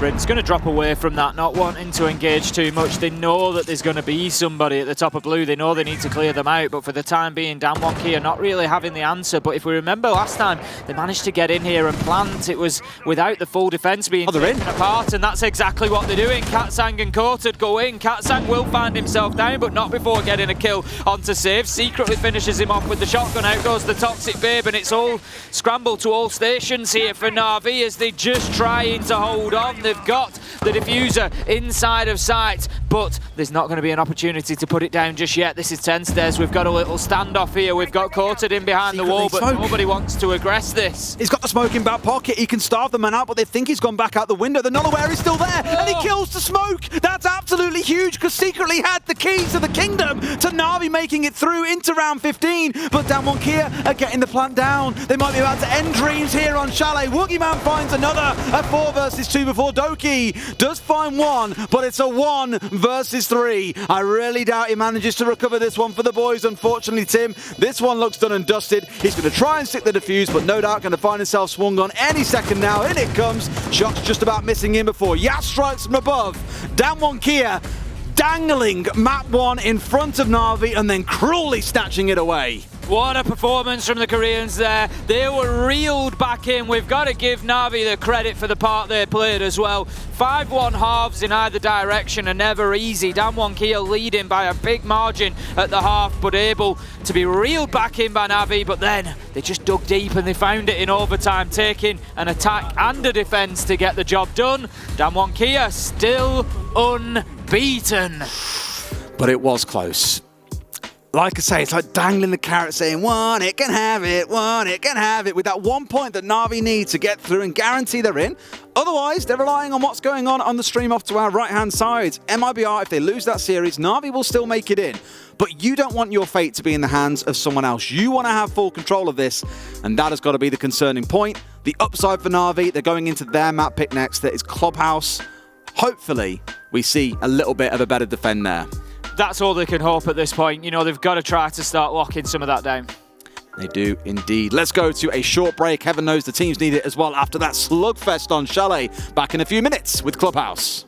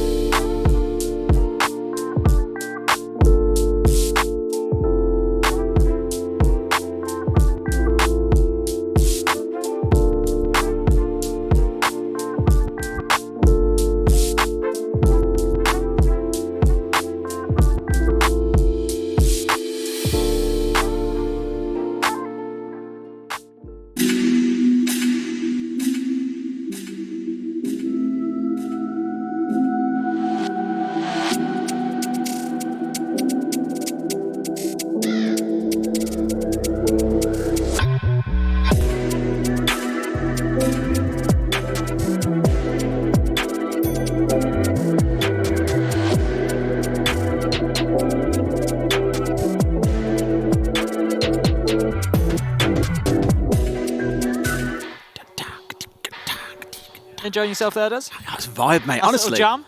we go from like break music that's proper like chill out, and then you go into that like dirty music for the players, and they're just like My Hammer. It's fantastic. I love it. Warming you up for what's about to Absolutely. come. Warming us up, ready for Clubhouse, Dubhouse for one of these two teams. Is it a 2-0 for Down 1 Kia underway, or will Na'Vi battle their way back in? A reminder again, Na'Vi only need one map to guarantee themselves a spot in the playoffs because Team 1 aren't playing today. Both teams are on 4 points, but Team 1 has the head-to-head.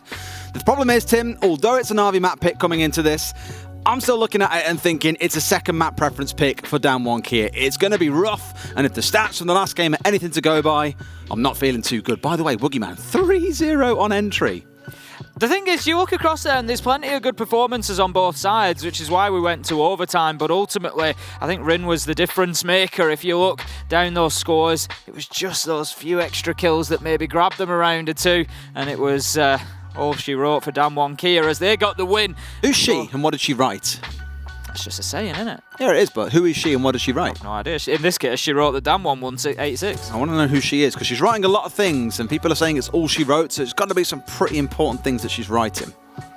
Or not very much. And she's just writing a little bit that's really accurate. It's like the crystal ball thing. Just Really accurate. Down 1 Kia win. I mean, you called out the Woogieman would be the best player and he's certainly on the way. Oh! No, that was a bit So close. close, and that would have been a clip for the ages. Unfortunately not. And there's Rin.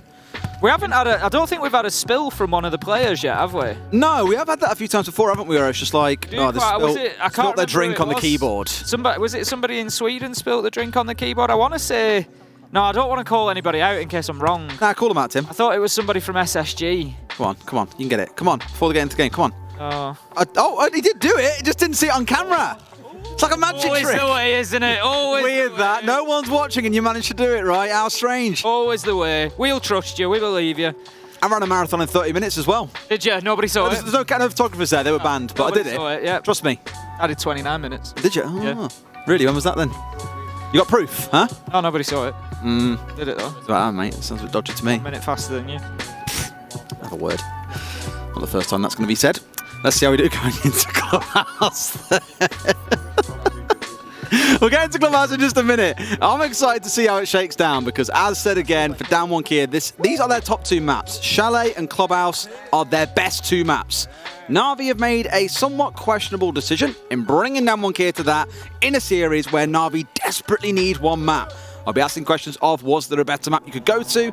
We'll find out the answer once Clubhouse concludes. For now, we are into the game and the banning phase is underway, Tim. That is it. We are heading to Germany. We're heading to Clubhouse, and we're going to see if we get a winner inside of 2. The opportunity for Down 1 Kia to go unbeaten in the group phase is there.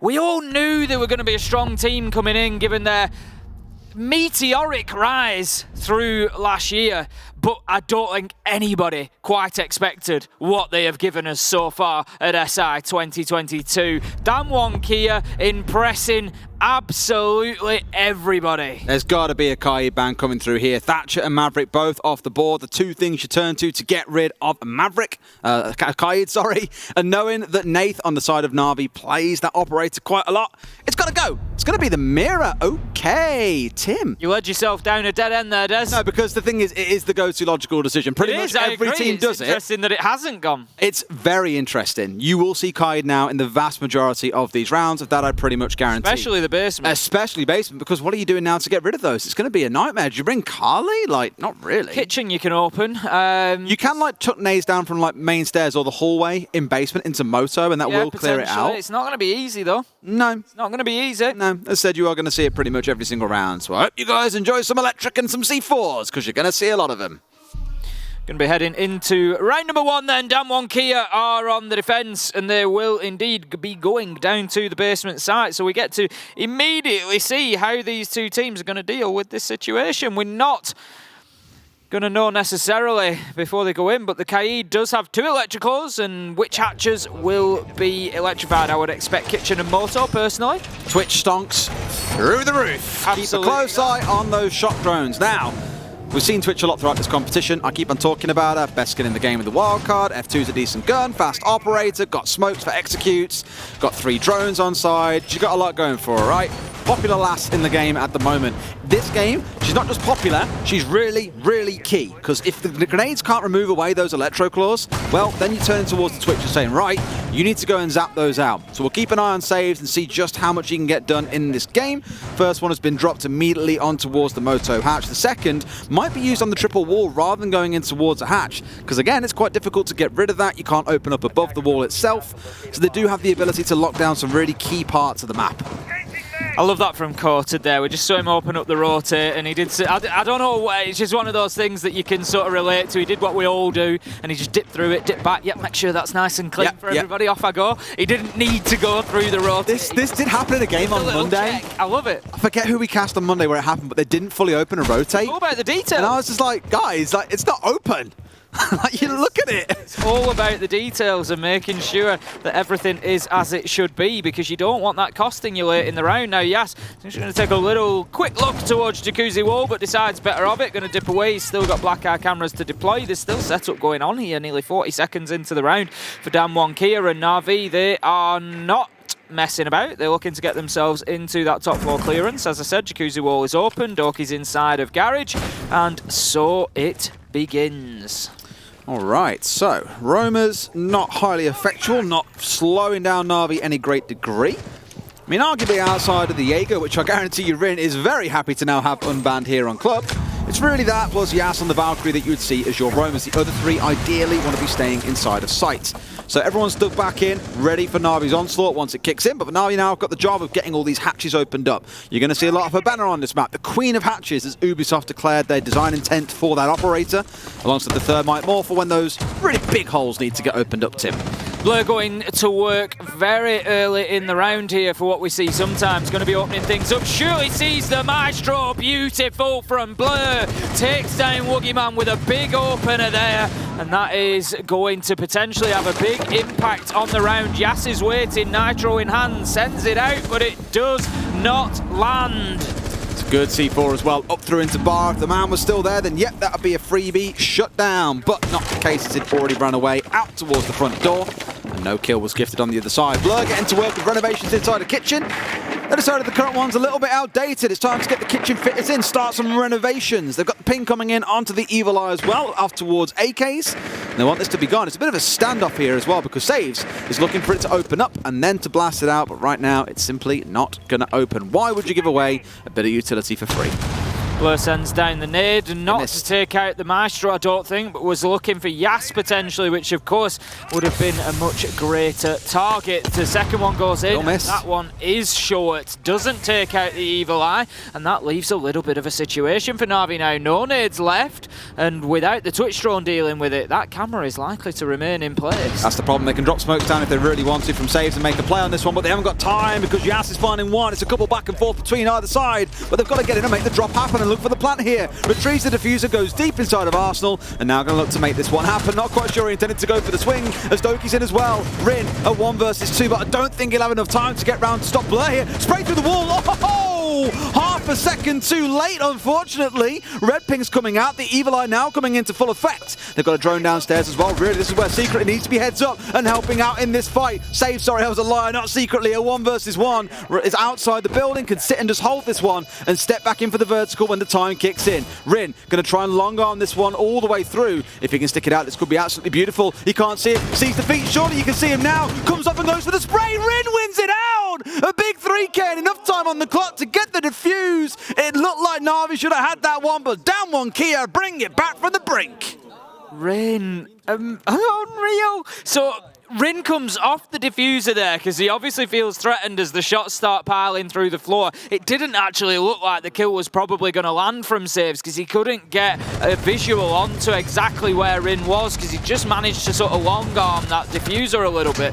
But then Rin, just so casual, comes off anyway, finds his kill, goes back. Nice and easy. Damwon just holding on at the very last there. They were dangling by their fingertips but were able to keep themselves in it. 1-0.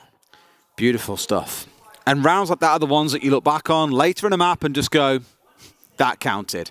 It never feels like it when it's only the first or the second round, but every round does count. Doesn't matter when that round comes to be. It all counts towards the total score of the map and ultimately of the series and ultimately of the whole tournament. Can look back on this one next week and go, that was a big round. We don't know that yet. We'll wait and see. Katsang stepping across onto playing with the Yokais here because we're stepping into a bar and stage defense, Ace. We don't see that all that often. I think it's becoming more and more popular as teams are finding ways to defend it. A lot of those have been with like Mira up on the top floor. Here we've got the castle, which you're very used to seeing on this site, just to let them hold down the corridor, for example. Often what you can do is open up these kitchen walls and play through into the front lobby, which is why only one of them, those panels, in the wall leading in towards the hallway have been reinforced. The second one, some head level holes in so you can challenge that from inside a kitchen, and to make sure a kitchen is safe to play in, that's why you've got the armor panels going down inside of there. Yes, going to be putting at least one corner station, maybe more what did down he get there. tagged by? Not sure. Shotgun blast? I mean, he can juice himself back up, it's no issue. That's it, he'll certainly be back. Ta-da. There you go, job done. Well, As you say, we're going to try and see, Damwon Kia rather try and hold on to this top floor. They've also got a little setup outside in Strip, and it's always a fascinating side because we haven't seen an awful lot of it. Yeah. Interestingly, Na'Vi are a team that are happy to defend this site. We've seen them sort of pioneer it to begin with. It was, I think, the first team that we saw bring it along as a defensive site. So they've got a good understanding of what needs to be done here. Absolutely. It's going to be not quite a full map clear, but we have seen Na'Vi with some really interesting defenses here before, so one to watch out for when they're on the defensive side will be the C4s from basement. Doki striking into bar with the C4 from inside of Moto, for example, can be absolutely massive for them. For now, at least, they're starting out in towards Cash and CC and are going to sweep their way across this top floor. Yas and Rin await them on the other side of the map inside of gym and bedroom. So clearing those two out is going to be pivotal. And if not clearing them out, at least forcing them to drop back down to site and then looking for your execute with vertical control. Drone is still key for Doki before he starts rushing in. That's going to give away Rin's position. They know that he's inside a gym. Moves away, uses the rotate, can potentially push both ways. So it's a good rotate, giving plenty of options there. Doki, I think he's aware of one in Must have known about Rin. Potentially. I think, yeah, very aware of Rin, but also conscious of the potential for Yas in this position in logistics. And not going to be easy for them to find a way through here. Doki trying to take challenges, but unable to really progress further at the minute. Damwon Kia are holding on well here. Sort of bulletproof fire off somewhere as well. Unlikely to disable a drone and hand it over to the other side. That's 4 drones remaining now for Na'Vi. So Damwon Kia have done a good job of chewing through these and holding them at bay on the other side of this map. Clearly Na'Vi not with the confidence to step in and go for these gunfights. Nades might do the trick. Rin not quite connecting onto Doki and losing a slither of HP from that nade. It's all about Na'Vi getting themselves moving at the minute. They've got themselves into the map, got a good position, but aren't really able to do much more with it. Diffuser is in the hands of Nath, but he's not yet in a position, I don't think, to be able to push in and get it down. They're looking for potentially a stage plant by the speakers, but Coated is going to be dropped. That's an important one. Kitchen goes, and that might just allow the access that they need to think about getting onto the plant spot. They've got the wall open, as you can see. Nath is working around, but Katsang able to find secretly, and that is the danger when you don't have those kills at the bottom of main stairs. The big man to catch out because secretly was the one holding inside the kitchen there as well. Down goes Yas as he steps out. Saves finds another onto Rin. 2 fallen by the wayside. 1 on the deck, but here comes the Yokais. Can they blast it out? They catch 1. Nate's going to try and stick it once again. He will get a 3rd swing of the bat at trying to get this diffuser down. It depends exactly how much time can be wasted. Doki getting another, and Katsang, well, he can't do it all by himself. Brings down Nath, but now he's in a 1 versus 3 post plant, and it's not looking good for the side of Damwon Kia. Time ticks down as the last kill goes in, and that is going to be the round for Na'Vi, able to get in the nick of time at the end there to get that diffuser down and activated. It was nice and patient from Na'Vi. There was no panic out of them, Des, which I like to see. They weren't overly worried about that. Absolutely. Cash and CC, the next site we step into. So we've done the basement, we've done the ground floor, and now we go up to the second. Again, that KIA is going to be ever present. I've already mentioned you will see it in pretty much every single round we step into, and that so far has not been a lie. I promise you, I'm just not trying to deceive you. You've even got Woogie stepping away onto a bandit. This is interesting in itself for a couple of reasons. One, you've already got the KIA on side, so do you really need both? The answer normally is no, but the answer is yes if you want to keep more areas locked down. So you might see the bandit here going out towards Jacuzzi or the Electro Claw given out there. likely the Electro Claw, because it's quite easy to get rid of those bandit batteries from the gym window if you're going that far out. The second is, the main reason you play bandit these days is to actively bandit trick. So you're looking to deny away secretly here, stopping from getting this wall opened up, and then leaving the Kite Electro Claws on other key locations that you just want to keep closed in general. So keep a close eye on Woogie. They'll know if they see the bandit Na'Vi, this is that they've got to deal with him first. That will mean getting lounge control, opening up the floor, chucking nades up from below, for example. All kinds of things to stop him actively trying to deny secretly from getting that wall open. So it adds a little interesting mini-game into Clubhouse. Mini of the game that we're going to see play out in just a couple of seconds as we get into the action phase. As you say, two key areas here for Na'Vi are going to be that east wall, and they're going to be garage to try and get a hold of. If they choose to push from that side, there is the alternative to circumvent and go via construction, but we haven't really seen too many of those at the Invitational so far. Secretly is going to see Rin, though, going to get that opening kill, and that is a big start, because if there's an entry battle there, Des, where there was a possibility of Rin winning that on a peak, that's your thermite gone, and that would have been massive. So secretly really doing a number for his team. I'll just throw him back to when Na'Vi played against Rogue in, I think it was stage 2, and Doki had a little phase of playing thermite. He was caught on the spawn peak 3 times in a row playing thermite, and it was like, well, your team needs stuff open, and you've been spawn peaked. That's why you don't let Doki play thermite. You don't. You chuck him on something like an Iana and let him just go bananas. He does a pretty good job of it. Either way, again, this wall is being denied off so far. They're being bandit tricked out by Woogie with both of the charges currently down. They need to get grenades inside the site, but I think right now the more concern with them would be roamers. Yas causing a little bit of trouble out towards gym and bedroom side. Otherwise, the other 3 members of DWG KIA are tucked inside of sight. Yas taking a lot of damage there as he chooses to try and switch sides from billiards table over towards bar. Going to find himself below half health now. Na'Vi well aware, but not really giving chase at the minute. I think they're happy to just sort of let Yas play underneath, maybe rotate himself back to site. They just don't want to overcommit to it. A Gumine goes out so he can know if he's going to be pushed inside a lounge, but the fact he's not got any impact nades on side, Des, it really limits his ability to do much from down there other than push into garage. Here we go. The Twitch drone, like I mentioned earlier on, was going to be pivotal on this map. Saves has just got in and zapped the living hell out of that wall, removed all the gadgetry on it, denying entry, which means I thought for a second they might be able to get away with it, but it's come back on here. That's going to take away some of those ex-Kairos charges. I'm not sure how many Nathan's got left alive, given he's currently sat on his drone, but I can't imagine it's all that many. 14, he's got tons, never mind. I thought he chucked a few more at the wall before as well, might be down to about 10, maybe 8, but nope, plenty more swings at the bat for him. There goes the bulletproof camera, so utility being cleared inside a site, and Na'Vi really pushing on that construction side of things now. Electricity cleared, Nath has the opportunity to get this wall up. Oh my. There it goes again. Gonna see them disappear, but saves gets Woogie Man, and the thing is here, despite not getting inside a site yet, Na'Vi are chipping away at DWG KIA. Yas will find one in return onto Doki with a headshot, and here goes the breach on the east wall, extremely late at this point, but it is done nonetheless. The question is, can they push in through here, right? They haven't got the cash one open. They're playing on the west window of B site and also looking to come in through the breach.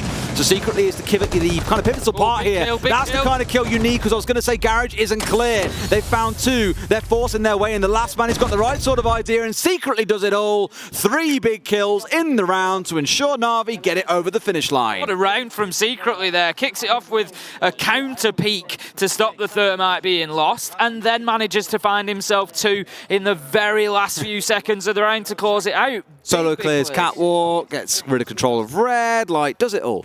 It was quite key from saves as well. Like, he lost the first Twitch drone trying to clear off that west wall. They just didn't bother in the end. Said, forget about cash. We've got other things to worry about and prioritize. So he gets his Twitch drone over towards the platform, out towards the east, gets it in through the drone hole, and gets the key thing. He only gets rid of 1 bandit battery, but it's enough with the bandit being dead that they cannot deny it away, the main breach from being opened up. And with the thermite, because the exothermic does such a large opening, it doesn't really matter that the other side is still electrocuted. It's still going to find itself being completely removed. Clearly DWG KIA feel they could do a good job of holding down this site, enough they're going to repeat it once more. So rather than going through a full 3-site rotation, Cash CC on the agenda once again. That's it, obviously thinking that they saw something that they can change up and just... I mean, they didn't really need to hold on for much longer. It was the final few seconds, and they were in control of some key areas. It was just gunfights ultimately that won it for them. Had a little update. MIBR are up 4-1 on bank defense. Oh, wow. It's getting spicy. Very, very spicy. I mean, Na'Vi having 2 rounds on the attack here already. Brilliant start. No complaints at all. And I think what's most important to mention in a way is there's no Maverick and there's no Thatcher. They are dealing with a lot of electrification here between the Bandit and the KIA, which we've seen across all rounds so far. The Bandit only in the last couple. But they're still making it work, even with those obstacles being put in front of them, which can't be overstated. Yas has been very mobile in this game so far, playing a similar position to that which we saw last time, in and around bar, in and around lounge, just trying to make a nuisance of himself. He's going to be on the Valkyrie instead of the Legion though, so the intel might just be a little bit more direct. Of course, Legion, sort of an indirect intel op. Once those traps are triggered, you know where they're coming from. That always gets me. Medics and Easy have both done it before, where like Yas gets the camera gadget out to look at it and then immediately switch to Doku's on drone. I'm just like, eh? Takes half a second to kind of clock. Just a cute little thing I saw a few times. Thought I'd raise it. They've got their own little tricks they like to pull on us. They certainly do. I'm sure they sat there chuckling. Like, Got him again. as Easy does. Got him, as medics would say. Absolutely. 1 minute gone into the round then. Doki moving already through to construction. This is quite quick progress from Na'Vi once again. That's the Valkyrie Black Eye camera gone. Blur's going to be joining him as well. Doki just getting aggressive every single time he gets the opportunity here, moving through. We can see will be successful this time with the Hibana pellets. I was just waiting for a second to see if we did have any denial appear on the wall. It's just a little bit too late, so Doki now can get a nade dumped in quite easily, clear that out, and then that is going to be the rest of the construction wall opened. It is indeed. With this being opened up, it's a bit different for Na'Vi compared to last time round because this was blocked away from them before. Coated, chucking some smokes out, and moving a shield actually just inside of red as Yas finds a great C4 onto Nath. Is it the dream target to pick up? Arguably no, because the Hibana's already done the hard yards. Now you're looking in towards secretly getting this east side opened up. And this is where Saves comes to life once again. Has got to get these bandit charges zapped away. Can almost see them here. So much so that Na'Vi are investing normal drones just to make sure he can definitely get through with those shock drones. Someone here doing a much better job of this here, as you say, that Nitro really setting them up and making it difficult now for Na'Vi. Just trying to find out exactly who is where before this final push comes. Coming into the 45 seconds towards the end of the round, they're going to have to think about it soon. He's trying so hard. He really wants this side angle, but can't quite get it. If he zips through, there you go, gets the one. But someone needs to get inside of Cash and get rid of it. The problem is Doki's got the cross because they got Cash opened up, so they can't stop Saves just sitting here very freely. Will he get it? Will he get it? He will. Oh, what? He pulled off it. Yeah, he got stopped off the back of it. I thought he'd stick on that one with Woogie. Really could have tricked that, I think. But as you say, the timings here are fractions of seconds. Secretly just dropping off the half roof there. He's maybe going to go back onto the rappel, but Kota takes some damage. Doki tries to get the diffuser down. Go deep. Oh! Gets moved away and killed. It is going to be a trade. Katsang managing to find him after he got coated, but it's all down to Blur. He's got to stick this. It's 2v4. Oh! Not a chance as the Nitro comes in, and DWG KIA take round number 4. I thought that was lounge control. They didn't have them, but it actually came in through the smoke from Catwalk, so no chance of going clay pigeon shooting today. It's a little bit foggy outside. Can't shoot it out of the sky, and the denial comes through. DWG KIA finding their second round to a piece. We currently sit at Tim. Gym and bedroom we're going to step into as our next site. You will see the KIA return. I don't imagine we'll see the Bandit here. It's not as pivotal. It's quite easy to get control of the gym window like I mentioned earlier on and clear things out, or you can just roll a frag nade in through the drone hole next to the wall itself. Just like I say, generally a little bit harder. This starts getting very, very worrying for Na'Vi fans then as we continue to trade blows here. If DWG KIA, who are a good Clubhouse side, are able to win this map, then Na'Vi are completely at the mercy of the hands of MIBR and Oxygen. Oxygen have already taken one map, but as you say, MIBR are now leading in the second. If they're able to get that win, go on to a third map and win it, that could leave Na'Vi in a very perilous position. Could. 2-4 at the half. So MIBR still in the lead over there right now. We're up a couple of rounds behind them in terms of pace. We did have overtime in our first map, so it's to be expected. Here down in the basement, we saw how this all kicked off back in the first half. It was a bit of a fumble by Na'Vi, to be honest. I really feel they should have come out on top, but Rin pulling off a miraculous comeback, killing everyone that stayed standing, getting a triple kill and sticking the disable as well. really big round from Rin. So more changes needed on the side of Damwon Kia, I'd argue, because you can't rely on big clutch players to do it for you again. It's more about the strategy, the setup, for example, that needs to change here. For Na'Vi, they can do much of the same because clearly they had the right sort of idea. Lots of intel in and around the bar area then. Going to be in position. Going to be attacking onto gym and bedroom, as we've said. Na'Vi immediately looking to get in both sides. Look how aggressive Doki's being. Straight in. Gonna miss his man though. Yas able to just slip past. I think it was Yas. He's going to take some damage. Heading down towards the main stairs. Katsang, however, opens things up with saves. And I don't know, Des, I feel like they're just getting a little bit worried. Yeah, you're absolutely right, Des. You did signal to me. I don't know where I got it. I wrote Jim in my notes. I've done this so many times yesterday, and the irritating thing is I haven't got this thing I can just rub it out anymore. I have to like scribble over it in the same colour as the background. Right. It irritates me to death. Yeah, I don't know what I did there. They're going to be downstairs. You know, that's like when you're driving a car and you just know how to change gears, like subconsciously. It's the same thing in casting. You're like, heading into this round, we're going to this site. You just do it. And you just say it. I figured CCTV followed by Jim. Absolutely not. Church and Arsenal it is, and the clearance hasn't gone fantastically well for Na'Vi. They've lost one, saves being taken down, and that is the... To be fair, you're right. I said Jim in bedroom because they did hover it, and they must have changed at the last second and we got baited. Come on, Damwon Kia, you're debating casters for a living. Na'Vi now not going to have a direct method of taking out the electricals because the Twitch has gone, so they're going to have to work around them. Indeed. Down come the drones once more. More of those DMRs still raining on through. Still a relatively healthy drone count for Na'Vi as well. 4 and 2, so 2 in the back pocket, 4 out on the field collecting information for them. But right now everyone's mobile, looking at what the next point of play is going to be. The kitchen hatch now getting opened up. Woogie does have 2 impacts in back pocket, denies a couple away. But the problem is you're chucking this against a Hibana who can cycle through this for days. 2 impacts are not going to do enough for you. And Woogie, I think, has said, okay, yep, you know what, fair enough, where I can't do it, just have the hatch.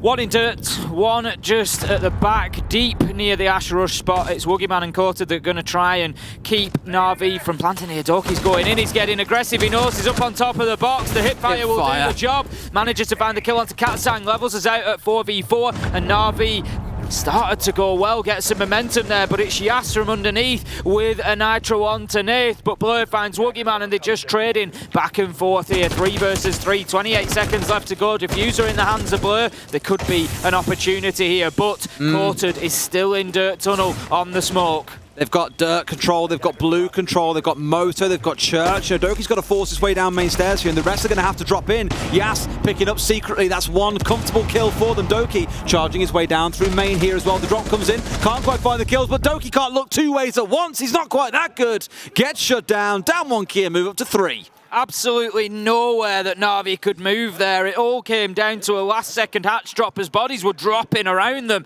quite literally. And Damwon Kia able to just mop up quite comfortably there with Yas finding those final kills.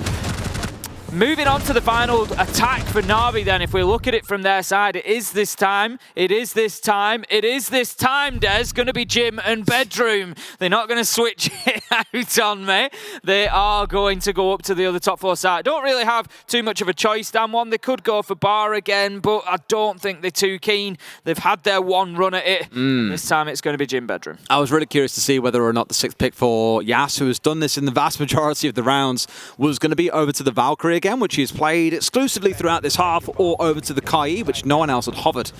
There's going to be that KIA again. Without Thatcher and Maverick, you'd be silly not to bring it. You know, you can waste quite a lot of time. We've seen them do that in a couple of rounds with bandit tricks, with Hat just being electrified, just causing a bit of a headache. So much works in your favour when those 2 are banned away and the Kaid is available. It is the last round of the half though. Let's see how things shape up. 2 C4s on side for Damwon Kia, so keep a close eye on when those come singing through, especially on towards the breach.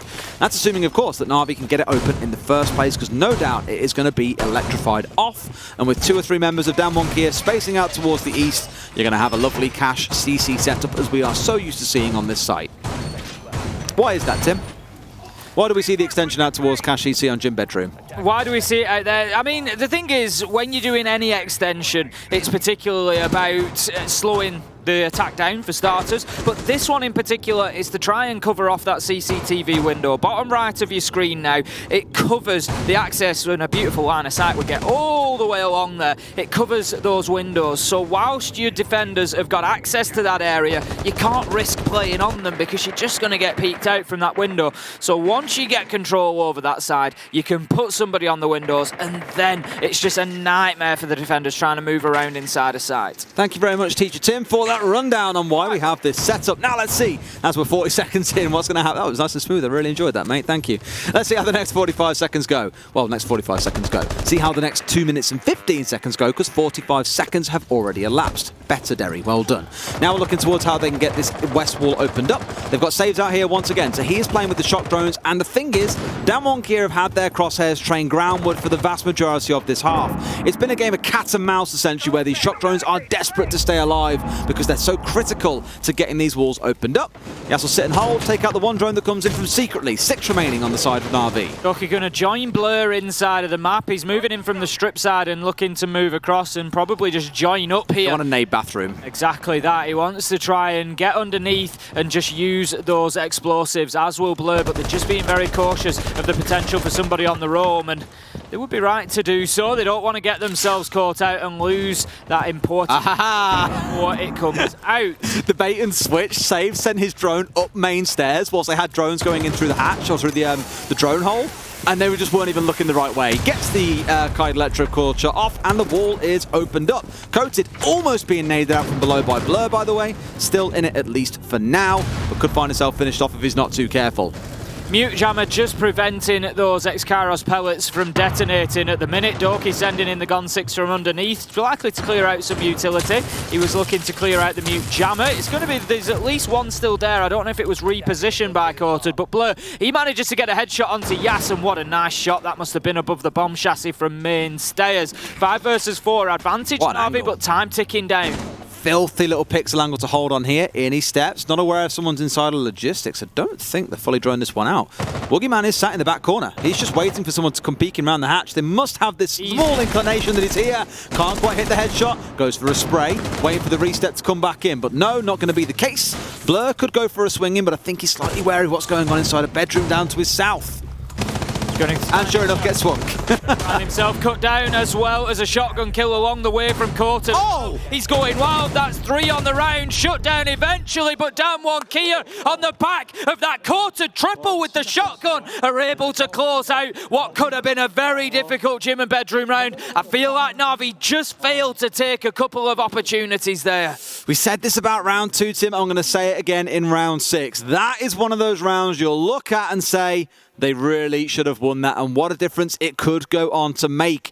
DWG KIA with a 4-2 half, a good spot to be in again, knowing you had the resources like the KIA, the Bandit that you can play behind, enough so that the same is going to come here out of Na'Vi. Bandit being brought along by Blur, and on the other side, unless it gets 6 picked off, we've got Katsang bringing the Monty.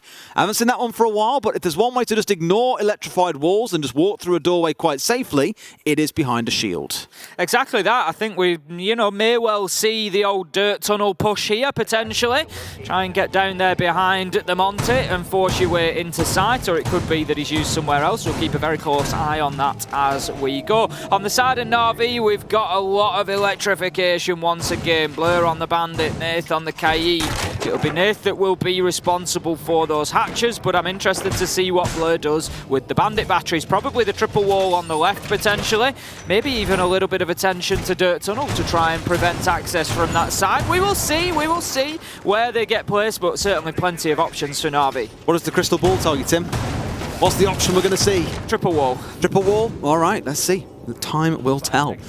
I personally probably expect to see them come pushing their way down through dirt. It's often the place where you'll see a Monty step in. Yes, you can get smoked out and delayed briefly, but you can still work your way forwards. The one difference to note is, of course, Monty now has the double hard breach gadget as well. So you don't need the Hibana on side. He basically steps in as a pseudo Hibana in a way, where he can get the hatches opened up for you still. You've got to be wary of things like potential impact tricking from below, which secretly does have.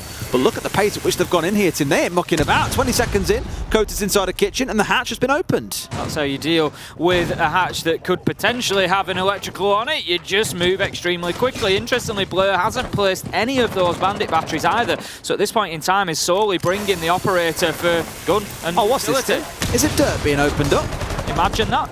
Is it? Is that a Monty potentially running over this way as well? Heading in that direction. So weird, that. Is making his way over to dirt, just cautious of any potential peaks coming out of kitchen corridor. Doesn't want to get himself caught out, and I like this attention to detail from Katsang, making sure that his shield is fully extended when he does move past that danger area. He doesn't want to lose his life, but he is likely to, I was going to say, put some pressure on, but it looks like for the time being he's just heading up to the rooftop. I don't know if there's maybe somebody upstairs. It was the bandit that headed up that way. They may feel that Blur just needs pushing around. There they go, opening things up. I know recently this got changed as well, where it took a bit longer, the hard breach gadget did, to open things up. It got sped up ever so slightly as well. The actual placement time, I think, got sped up only by about half a second or so, but just made it a little bit friendlier to use at the same time they gave operators 2 of them rather than just the 1 in back pocket. So with that opened up, Katsang has now dropped off and he's going to go pushing in through dirt. I really wish I bet you a beer on it, to be honest, Tim. I'm sort of wondering how Secretly he's going to deal with this Monty particularly. He's trying with the impact nades at the minute, but he's taken half health damage. He's going to be They've got a smoke on side, Des, but didn't play saves in Dirt Tunnel, which would have been your direct counter to prevent the Monty pushing down. Now, Damwon Kia have got full control over Dirt Tunnel. The Monty's just going to stand at the doorway and start feeding information in so that others on the side of Damwon Kia can use the verticals above to try and find another couple of kills. When we think of Monty players in APAC North, we tend to think of Anaton on Cyclops and his magical drop shots that he employed back in Mexico. Here, though, Katsang doing his best impression, and so far starting out strong with an opening kill and pushing his way forwards. Now starting to bait out the smokes. The problem is, Tim, there's only 35 seconds left on the clock. They've still got a C4 to play behind. They've still got 2 smoke canisters. There are a lot of tools to keep this Monty at bay. But Corton has dropped. He's able to start thinking about getting the diffuser down. He just relocates from behind that smoke canister. Saves taking damage, and the pressure's really on Na'Vi here. They are going to have to do something. 15 seconds left to go. Corton getting the diffuser down. Here goes Nath. Nitro comes out. Big kill onto Katsang, but will it be enough? 2v2 right now. 1v2 as Woogieman finds Nath. It's all up to saves. He drops 1. Time ticking down. The diffuser. Oh, yes! Answered, but yes! In the absolute nick of time, the final breath of the round as he manages to get around and find that kill, and Damwon somehow secure the round. That's the 3rd time this game, I'm going to say. That is one of those rounds. This could be 5-2 to Na'Vi if they hadn't had those drastically crazy round endings go against them. But it's 5-2 to the Korean side. They're 2 rounds away from handing Na'Vi a 2-0 defeat. And as we've said then, the choice is no longer in Na'Vi's hand. It depends entirely on what's happening on the other stream. I'm thinking off the top of my head, I'm just trying to do it quickly. I think, so at the minute, MIBR came into this on 3 points. Na'Vi on 4, Team 1 on 4. So we would, MIBR have got the head-to-head though. Yes, Team 1 weren't playing today, so they stay on 4. Na'Vi would stay on 4. MIBR effectively currently have 4 if they win that second map. So it all comes down to we could have 3 teams in a 4-way tie. Problem is, Tim. In a 4-point tie, sorry. But I'm pretty sure Na'Vi lose out in the head-to-head. I'm pretty sure they will, because they didn't beat Team 1, did they? Nope. So it's not going to look good for them, but... And they didn't beat MIBR. Exactly, so if MIBR, who are currently on match point, 6-3, if they win the next round, or any of the next 3, and win the map... Na'Vi desperately need... Na'Vi need to win this map, otherwise they're done. Na'Vi currently 2-5 down to Damwon Kia, the only unbeaten team in the competition at this point. They haven't lost the map. It's looking a little bit bleak. How scary is that? In a whole week, you haven't lost a single map. You can see it on the faces of the players. There's a lot of silence there. We've got a technical pause, I think, at this point in time, given that the coach's headset is gone backwards. We're just about to go in. But I don't know. I think that's their manager, Nighttend, I want to say his name is. Yeah. Not a coach for them. So I don't think they have their coach, which would be Jack or Draz here with them. Is it? So or is that Draz? Oh no, that's Draz, isn't it? I'm a liar. That's their coach. Yeah, I'm kind of confused as to why he's not talking either of them. There's a lot of serious faces. In fact, Nighttend think when to go and manage a different team in the Na'Vi organisation. So they've had a couple of changes around. There's so many backroom roster staff mania moving around as well that sometimes it's hard to keep up. However, look at what we've got coming along here. A Capitao being brought by Yas. I did wonder for a second if we were going to see 4 hard breach gadgets being brought along, but truthfully, 2 is enough. You don't need many more than that in this case. So whether or not it's the Monty or the Capitao bringing them, we'll find out very soon, I'm sure. No smokes for any kind of big plays to come in those. One worth noting. We'll see.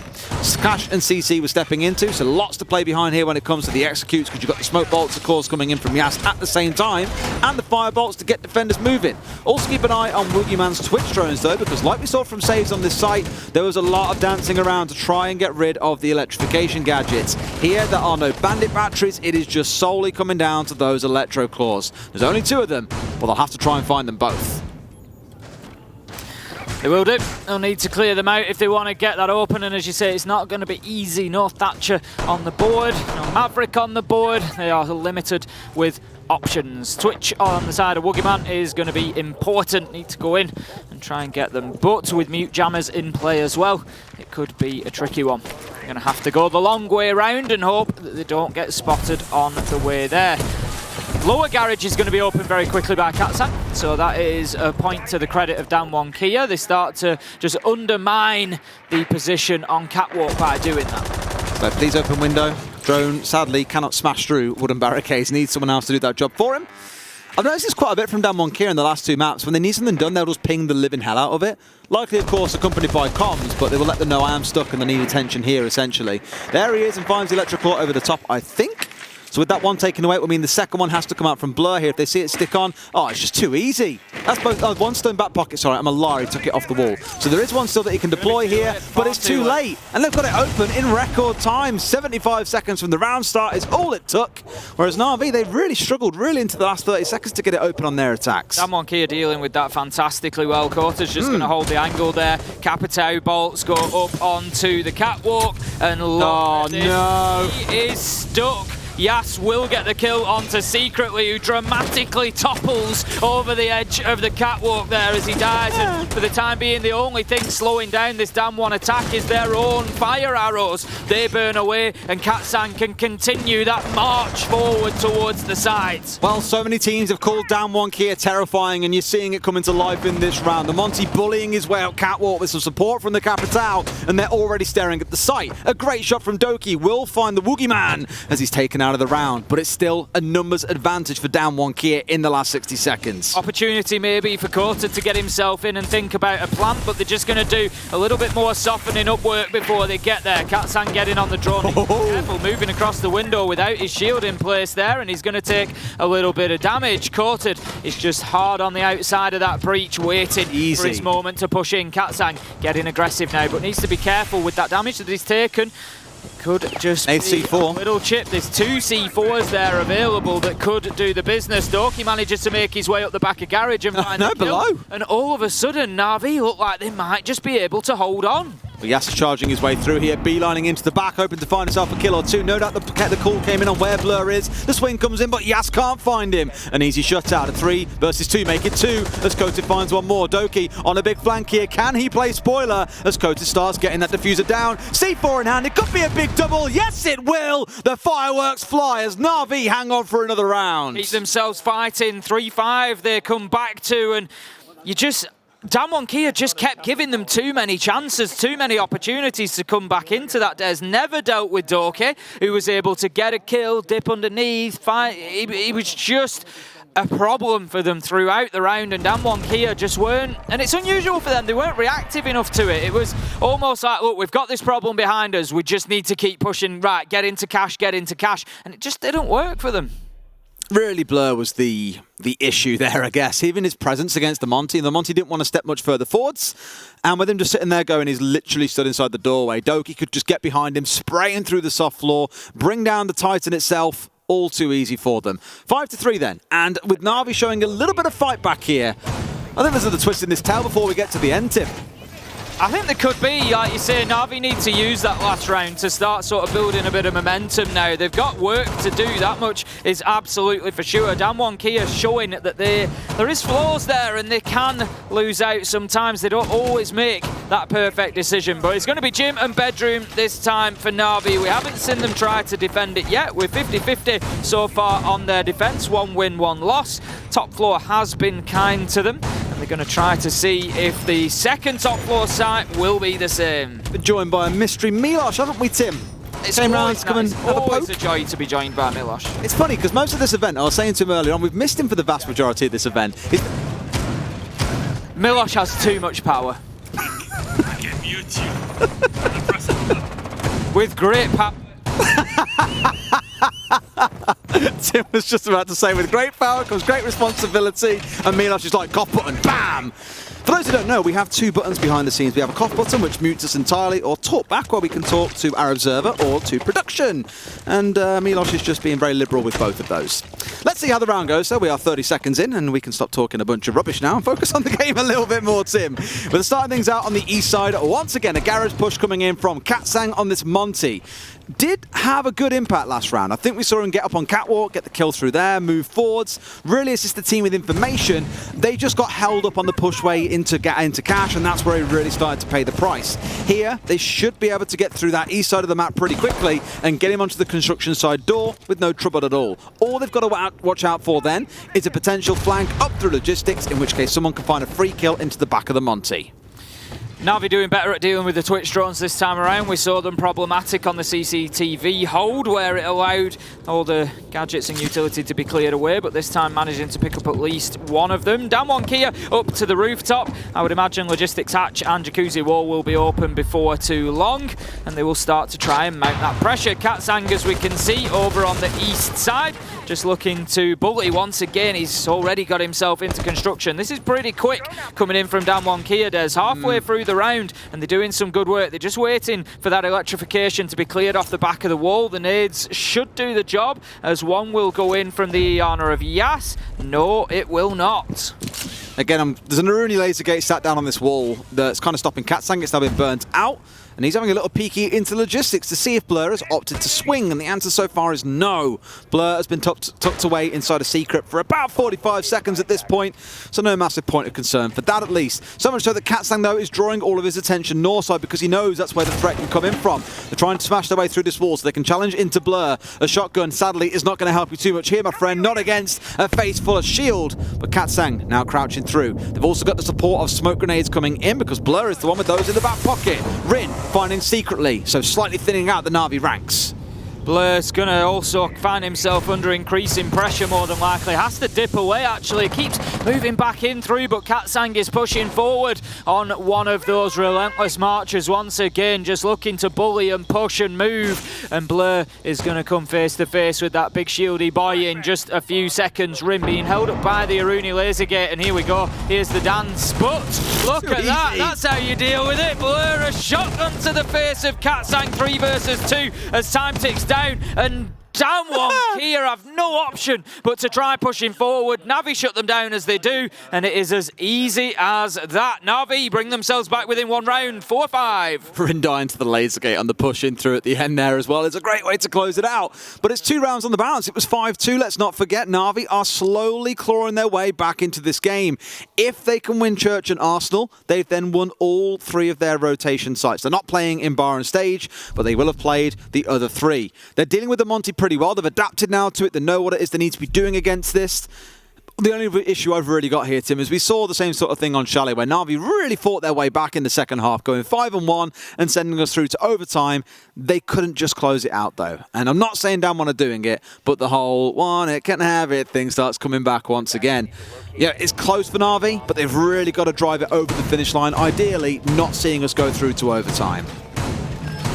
Going to be down to Church and Arsenal for round number 10 then. Na'Vi with a little bit of a spring in their step, but they did try to defend this back at the beginning of things. Round 7. I've just had the call. MIBR won 7-3. They have got enough now that they are no longer on 3 points. They at the very least lift themselves onto 4. MIBR are no longer the team for Na'Vi to jump over. It is Team 1. Dun dun dun dun. Basically, the top and bottom of that is Na'Vi need this map. They need the map. Simple as that. There's no second map to come. They've already lost the first one. They are Has to one be this behind. Otherwise, behind. they'll be on the plane tomorrow. Otherwise, back home, unfortunately. Certainly will be. 4 of the teams leave us tomorrow, and they do indeed not stay around for the rest of the event. They jet off back home to go and watch in their bedrooms, knowing that it could have been you on that stage in a week's time. Tough one to take, isn't it? Doki just doesn't quite see the feet of the man outside. He was off behind the motorbikes, which will save him for the time being. Doki on the roam of mid-floor here, just trying to keep Damwon Kia at bay for as long as possible. We are defending bottom floor. Katsang is going to help out with the top floor clearance, just using the shield to push and again muscle his way through and try to force anybody back to site. Everybody is down there, so basically it's now a matter of time of how quickly can Damwon Kia recognise that is the case. Blur is the last remaining and he's dropping back down main stairs now. So how quickly did Damwon Kia recognise that, and how quickly did they get onto the process of gaining access to the bottom floor? It is a very slow process at this point, isn't it? Checking every single corner, just... I imagine keeping an eye out for Mozzie pests that might have been, catching out into a couple of drones and having them scattered around the map in case they get hit on the flank. But now they're inside the hallway, there is probably some indication of, cool, we're in a position where we can now start making things happen. You did have Blur poking his head halfway up the main stairs. Reason for that being, just like you often see from Jaeger players in Oregon basement defenses, you probably set your head halfway up the big tower stairs. You kill any drones that come coming around the corner to see if you're there. Kill them, drop back down to basement. It's an absolute freebie. Blur was looking to do the same, but wasn't droned out. Instead, he heard the Monty and just thought, you know what? Not interested, fam. Get me out. Katsang now using that shield rather than in dirt tunnel to push down to the bottom of main stairs, possibly in towards Moto as well. He's just signalling out the triple wall, I think, just identifying that there's no denial on there, so it can potentially be Oh, this is cheeky. Blur with that. I mean, one, he can get it above, or he can toss it through onto the main stairs if the Monty comes down. Either or works fine. Will he pull the trigger?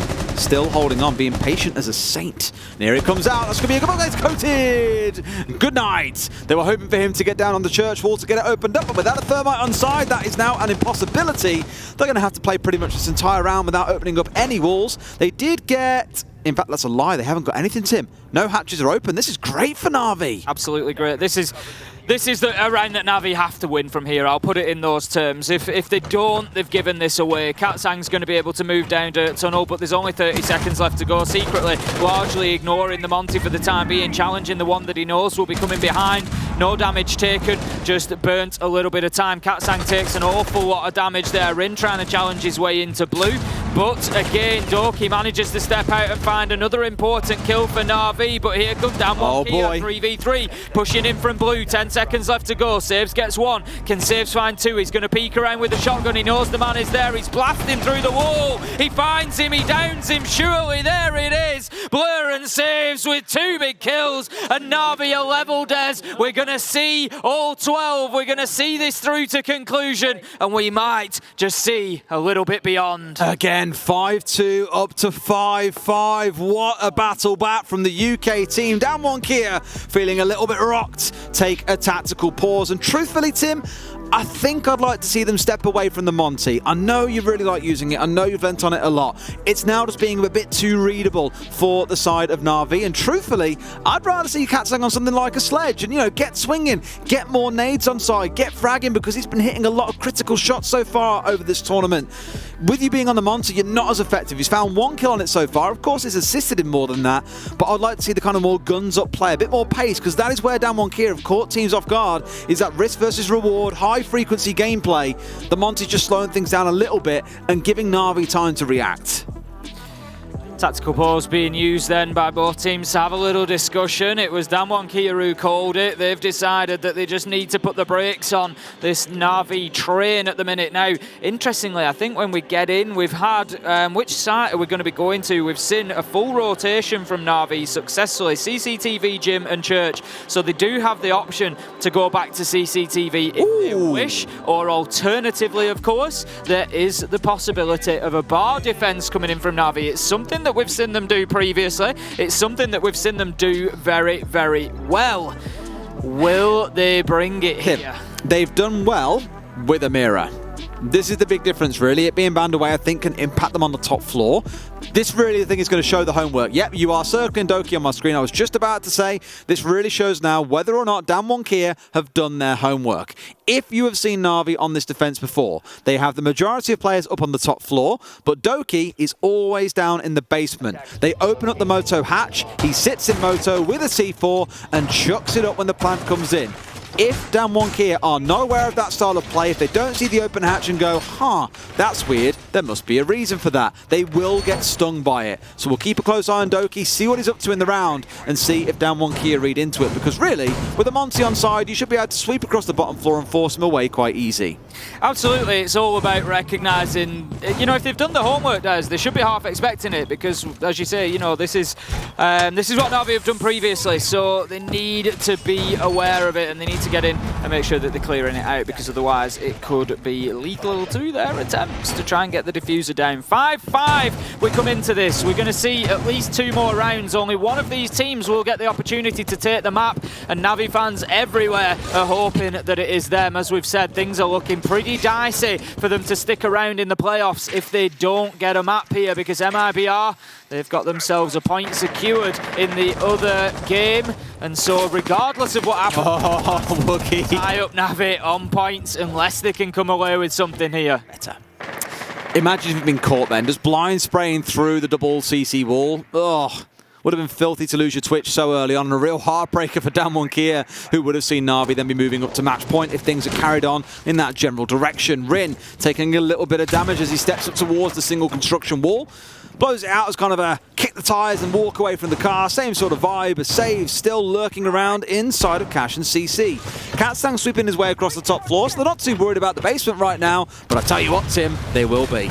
Certainly will be. Katsang getting aggressive on towards that catwalk, wants to get in and get swept across, but as you said quite rightly, Des, need to be careful that the focus is not just the top floor. But that said, it depends where you try to plant. You know, if Doki does stay down in basement, the impact could be limited if you don't plant basically around the bar. So long as you go over towards the stage, you should be a lot safer. I kind of feel with the Monty plus the Capital with the smokes on side, like you've got enough here that you can get control of stock, get control of front door, kill off potentially secretly, and then just go for a plant from there. Like outside of that, Na'Vi haven't got too much going for them. The vertical holes are only good if you can get the angle through onto the planter. That's exactly what the Monty is going to block for you. So I think here they've given up on trying to go for the top floor and have just said, right, you know what, lateral push, go straight into bar, that's going to be the play.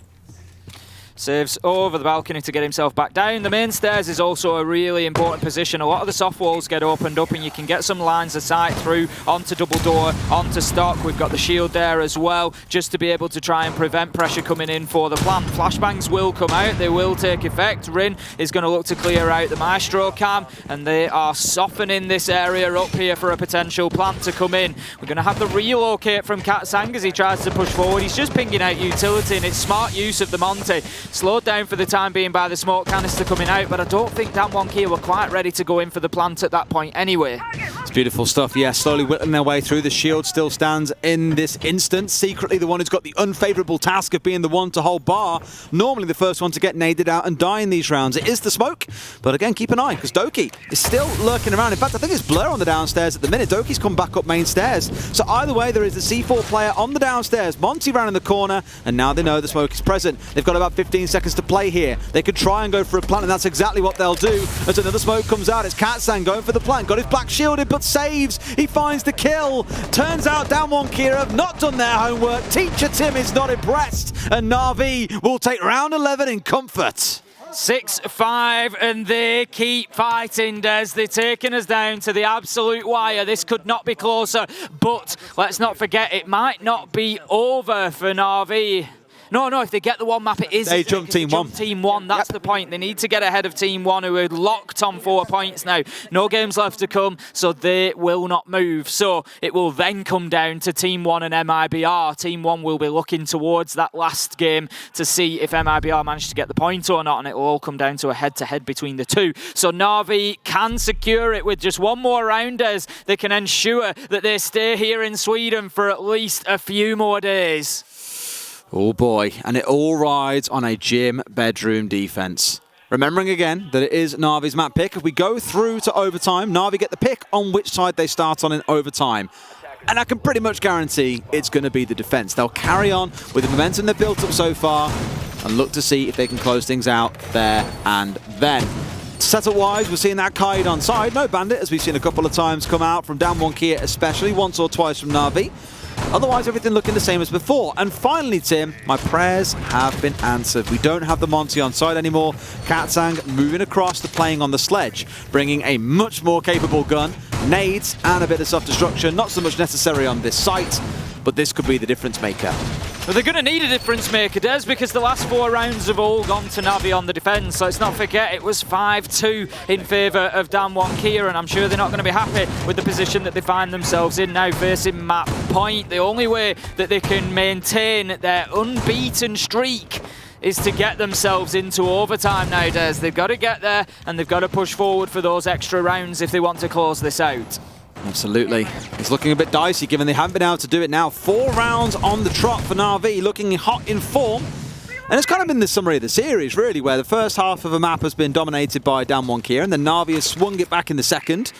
Just hopefully this one doesn't end the same way as Chalet did, with Damwon Kia taking 2 straight rounds in overtime and crushing Na'Vi's hope of that single point that seems to be eluding them time after time. To getting the gym wall open. So close. He's going to give it. Was very, very close to being activated. Nath doing a little bit of late prep there, getting the reinforcement inside a bathroom. And I don't know, Na'Vi, it all just feels a little bit frantic at the minute, Des. They're just sort of switching from angle to angle, reinforcing panels, being put under pressure. Blur dips back. We've seen him play this position well so far. He was challenged by the Zafia last time, who was able to stun him out, but he still held on. Got his kill onto the Monty. So logistics is certainly a room that he knows well. Yas just looking over that window. They know there's somebody inside a CCTV. It's Doki who's keen to have a peek, but I can't see him overextending this and going to the actual window. I want to go back to a point I touched on earlier on again. You know, drones in the field for Damwon Kia. It was just 1 a second ago with 5 in back pocket. Now it's 2 and 4 as they've just got another out. You know, better than be out in the field and holding a flank, or even just sat somewhere idly on the off chance someone steps across and sat in back pocket at this point. Because slowly that time is going to start trickling away, and that information could be what helps them make a difference here. Get an opening kill, gain some ground, for example. Want to see them get on those drones here, collect a bit of information. The Roteros also singing out and doing some of their work. Na'Vi just dug deep last time round. Admittedly, we're bullied by a Monty, which is not present here. And Katsang, I want to see him make a difference when he's not playing on that Monty. This is it, but it's maybe what they need, Des. They maybe need that bullying presence to just force Na'Vi to move. If you look, they haven't really had to since the beginning. Doki still playing over on the east. Saves has been around the master bedroom for the longest time. Nath reinforced bathroom and then just stepped inside of the shower. They're not being forced to move. They're not being disrupted whatsoever. Secretly playing off the main stairs, so when this push does come, he's going to pop up to the top and make a nuisance of himself. Doki just waiting for his opportunity on those windows. I don't think it's going to come because Damwon Kia not playing over that way. Coated will find saves in the master bedroom, secretly trying to work from underneath now potentially to deny a late plant attempt should it come.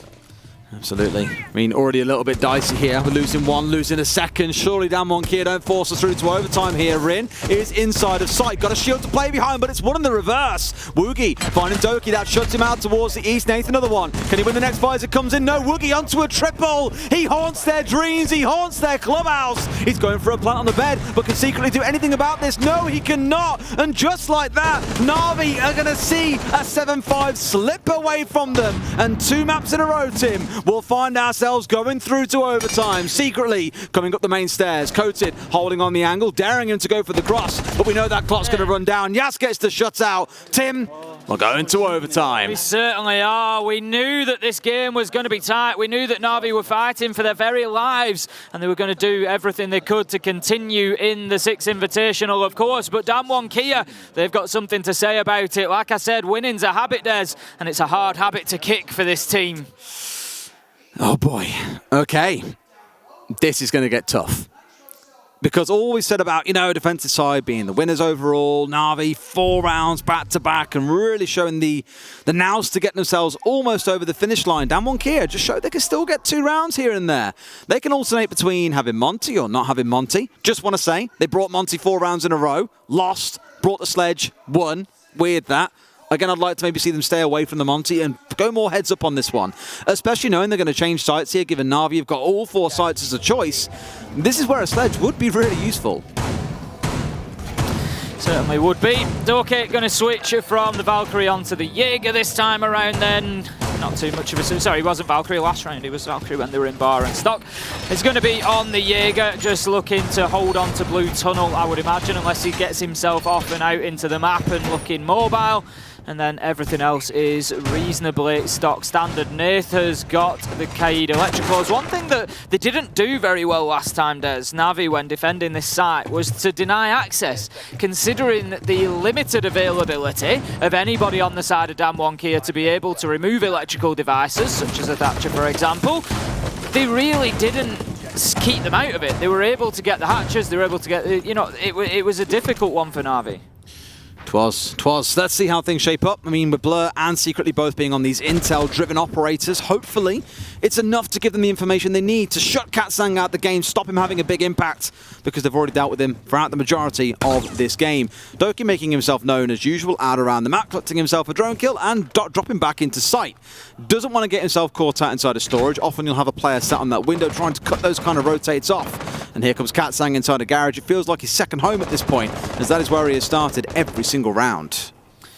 Rin already inside of the map. Pretty quick progress there across the top floor. Just pinging out the potential location ahead of him.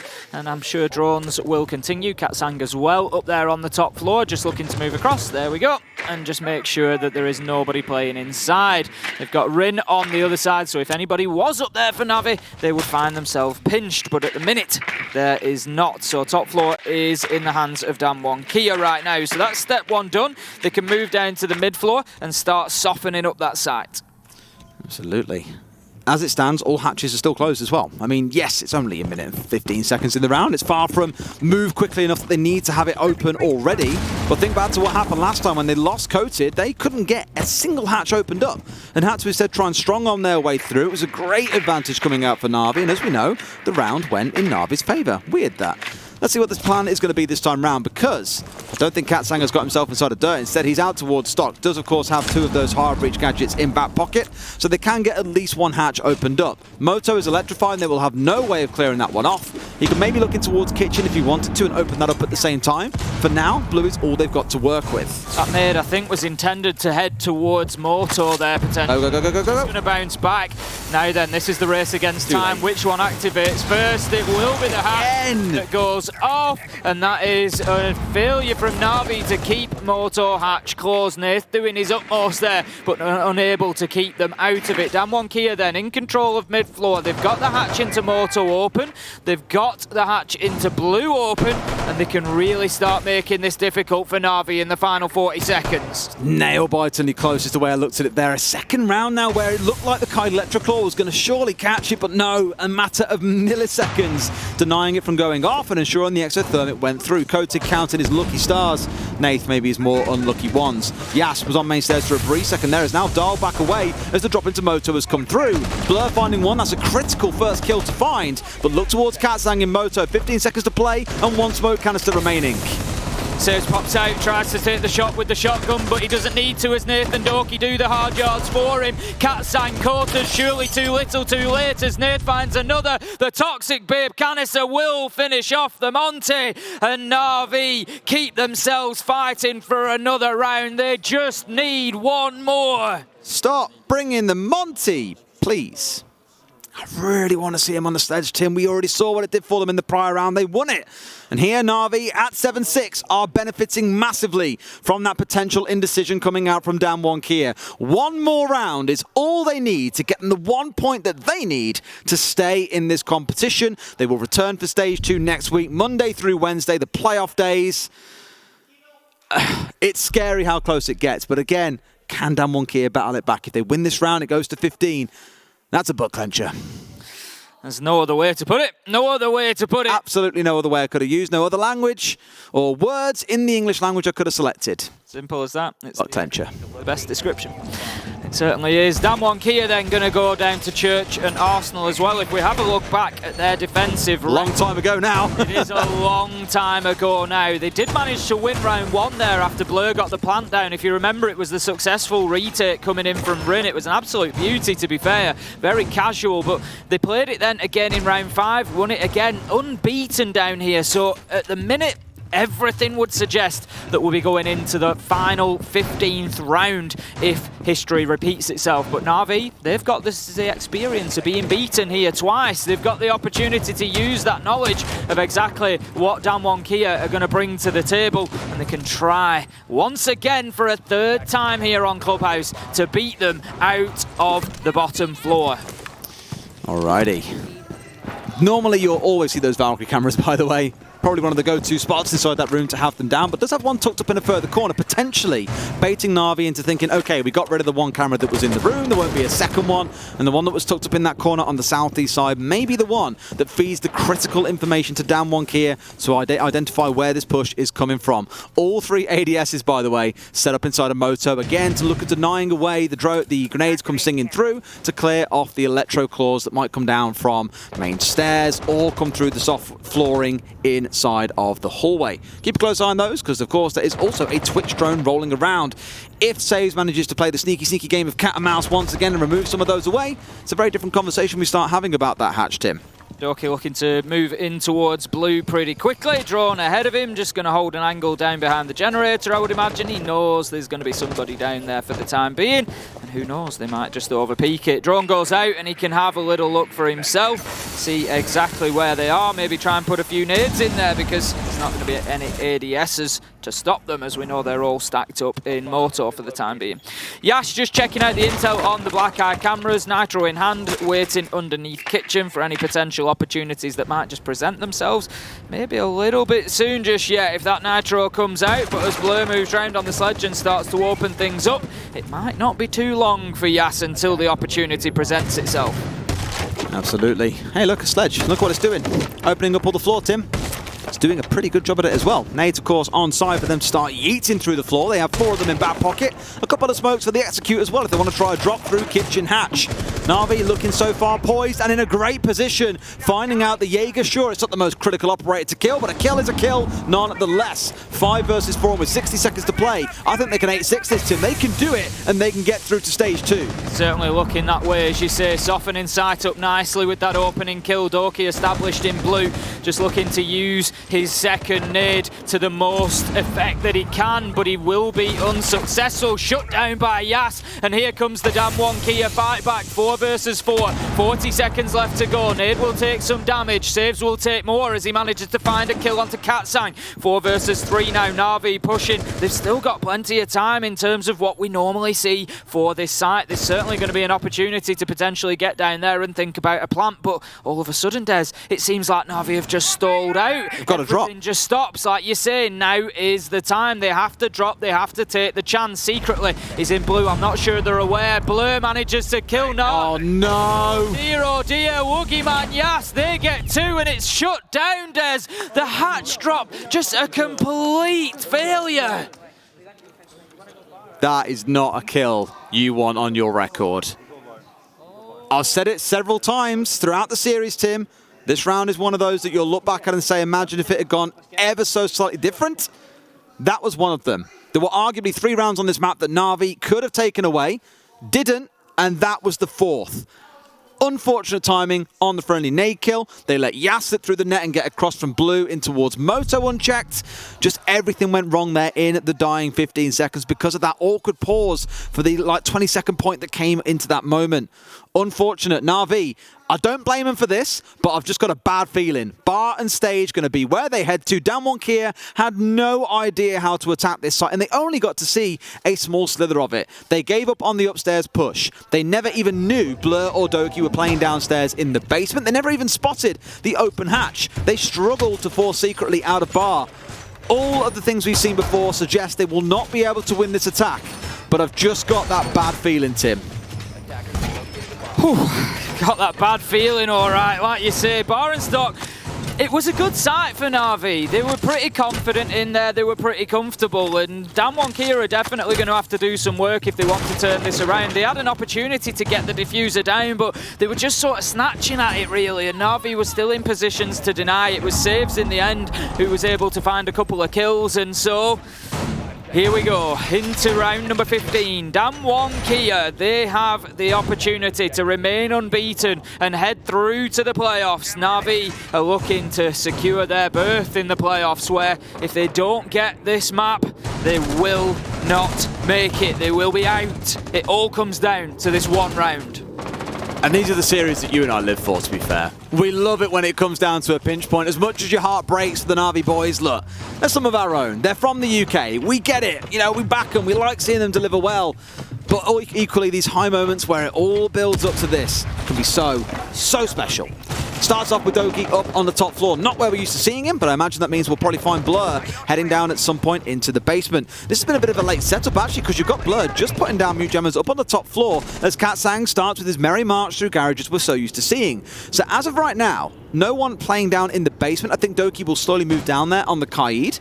But outside of that, okay, yeah, now he's there. He's ready. We're not going to see it rush into side, so that's okay. And I was going to say, they surely want a basement player. It's what their whole strategy relies on. Again, Damwon KIA, you need to have done your homework. And from what we saw last time, you didn't do it. That's it, they just weren't quite prepared for the questions that were going to be asked of them. And this is going to need to be different this time if they want to win this in two. Going to see the soft breach blown off at least by Saves as the man steps away. No real damage done to Rin, just a little bit of a chip coming in there. Look to move through, pressure onto construction from an alternative angle and just try to secure and push those defenders back. But right now, Damwon KIA, they just don't feel confident in moving this top floor around. They don't really, do they? No. It's just slow again, and there's so much to do. Basement clear, top floor clear. They've achieved none of them so far. They're still droning everything around inside of Cash and CC, which ultimately is useless to this defense. The only thing it gives you any element of control over is the hatch inside of construction. And that's far from the worst of it, because you're looking in towards gym and bedroom where they've got so much soft flooring to play through. That's the focus. A big difference here though, Tim. They've got the Rotero in. They've cleared out that shield that plagued them a little bit last time. Certainly have. Katsang is stood waiting. Diffuser in hand on the Monty. Just dips back from one side to the other, looking to gain access to the stage. Woogieman going in with the Twitch drone, taking utility down as he goes and just trying to clear a path for the Monty here. 40 seconds left to go. Damwon KIA, they still have 5 Na'Vi operators ahead of them. This is all going to come down to a last 30-second clash. Blur starts us off with a kill against Coated. Advantage Na'Vi as we come into the final 25 now. The clock is ticking and it will not stop. Rin tries to make the challenge. Oh, they've won it! Man, but he cannot get the kill. And with the vertical presence, surely there is no option here for them to get the diffuser down. Katsang has been down, but the kills are in. Oh, what? Damwon KIA are doing it somehow. It's 1v2 though. It's all up to Yas. 7 seconds left to go. Diffuser down. Surely this is too late. There's going to be no opportunity here, and that is Na'Vi taking us through to map 3. What a huge swing back from Na'Vi to earn themselves a spot in the playoffs. Team 1 distraught, no doubt, backstage, because they were relying on Damwon KIA here to get them through into that next step. But with the shutout and map 3, Na'Vi make it. You saw the celebrations. They know what they've done there. Massive map for Na'Vi. Absolutely huge. It puts them into the playoffs. As you said, that's your step 1. That's what you come here to do, is get past the groups, and then you start worrying about the rest later. And Na'Vi, they've got some work to do. Whew, what a series. 2 overtime maps. Who'd have thought it, Tim? Who would have thought it? Was short of only 1 round because we had 14 on the last map, 15 on this one. Heaven knows what's going to happen on Villa. The only thing it really impacts there potentially is a little bit of jostling in positioning for Na'Vi, but they've done it. They've made it through to the playoffs. Damwon KIA dropping their first map here at SI 2022. We'll go to a quick break, and when we come back, Villa awaits us.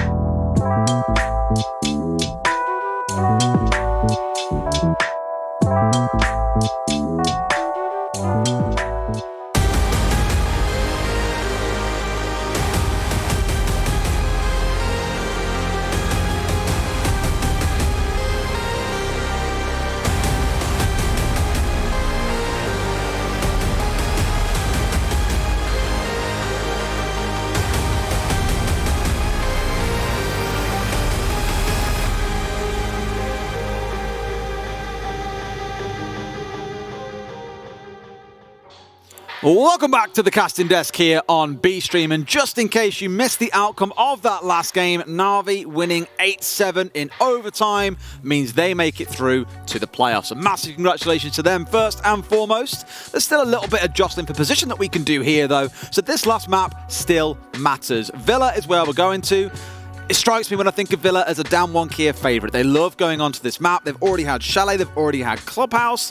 It's a little bit of a dream draft for them overall, to be honest with you, Tim. The thing is, like, you look at it, and we used to talk about DWG KIA's map pool 6 months ago, and we know that they've worked quickly to improve it, and this just shows it. They've got 3 maps here that they're great on all of them.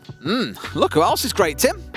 Blur. 5-0 on the entry. What a stat line to add into your back pocket. Beautiful stuff. Secretly 1-4. We saw the one entry you got into Rin coming out of the garage doorway. The other 4, not so ideal as the supportive team member, but at the end of the day, the results still showed up with saves going 15 and 8 and 8-7 on Clubhouse on Na'Vi's map pick, both teams taking their own respective maps. Means we have to go to a third for our tiebreaker. Villa, the one the 2 teams decided on, as being the odd one out. It's like being last pick in PE, right? You kind of say, don't want that person, don't want that person, do want that one, do want that one. You'll do. There's only so many people that are going to understand PE. I'm sure. Surely this is a global thing. Sure. Well, I'm sure it's called. So PE, for anybody who doesn't know, physical it's education. Physical education. So I think in America they call it gym. In gym, I think. In gym class. Gym class. So it's not gym class. Gym class. All around the world, and it was just a very, very British way of saying it. Pick last in PE. Oh, did I say PE, did I? Yeah. Oh, I missed that part. It's like being pit last in PE. Yeah, I did say that. You're right. Well, now you know there's a little bit of British education for you. Let's see then how this third and final map goes. I've just been informed that DWG KIA start on the defence, Tim. That's where you want to be starting coming into a map of Villa. And I think for them at this point, I'm not going to say it's not that they don't care, but at the end of the day, they're in playoffs. You know what the real cruel thing would be now? If M&M and Na'Vi get matched up, assuming Na'Vi finish in 4th place. Because M&M are in the lower bracket. Yep. To have the 2 UK teams, good friends, come up against each other in that first round. Immediately. That'd be tough. It was just like back in Sweden. Oh, back in Sweden. We're in Sweden now, Des, as Still you'd in say. Sweden now. Back Des. at the Sweden Major, Tim. We had 2 APAC teams drawn against each other in the first round. It was Sandbox versus DWG KIA. It did guarantee at least that an APAC team would make it through to the semi-finals, which DWG KIA did, and were within a single 1v1 against FaZe, the eventual winners to come out on top. So you never know what can be the outcome of these crazy matchups that we get to in the next round of the competition. Whew, and we are not far away. The match is getting underway. We're going to load in very, very soon, and we are heading to Tuscany. We've seen an absolute war between these two so far. Map 1 and Map 2 both go into overtime, 8-6, 8-7. DWG KIA, the winner of the first, Na'Vi, the winner of the second, both holding on to their own map picks. This one is going to be the decider. It's going to be Villa, and it's going to be spicy. Of that much I am certain. We're heading into the bands. DWG KIA will start us off on defence, and that means they will get to choose the first attacker taken out of the pool. It's going to be the Jackal. There's a spicy first band coming in out of DWG KIA, who started the series pretty sensible, looking at things like Thatcher, Mira, you know, going for the run-of-the-mill bands that aren't really targeted, but more things you just don't want to see. The Jackal, the first one, that's an even spicier. What a sledge coming out from Na'Vi. Tim, love to see it. That's definitely going against Katsang and saying, mate, Play that Monty some more. Please, pick it some more for us, because clearly you guys can't win when you play it. A mute ban also coming out? What is this for a ban phase? Oh, it's certainly different. The SAS operators being targeted there. Okay, just target the Brits. What a surprise. Too good, Woogie man. They know. Final defender ban will come in from Damwon Kia. We'll see who they pick out. It's going to be the mirror, so Valkyrie will remain in play once again. We saw quite a lot of Valk play back on Clubhouse when she was available. So I think we might just see a little bit more here on Villa. There's a lot of love in the chat at the minute. To be fair, when they got out again, the first thing Damwon Kia did was jump in the chat. After Easy had said it, to be fair, I won't take that away from him, and just said, congrats. You know, they were there like, oh, well done, congrats, guys. You made it, so on and so forth. And Saves clearly is not buying into this positivity. He wants some aggression. He wants some, not quite fist flying, but verbal fist flying back and forth. He wants the drama. He wants to get pumped up. And everyone's being nice and saying thank you to each other. How strange. I think as soon as we get into this first action phase, he's going to get plenty of that, because Damwon Kia, although maybe nice in the chat, I don't think they know how to be nice in the server. They're going for wins. Give me an A. A. Give me a V. Are we doing it? V?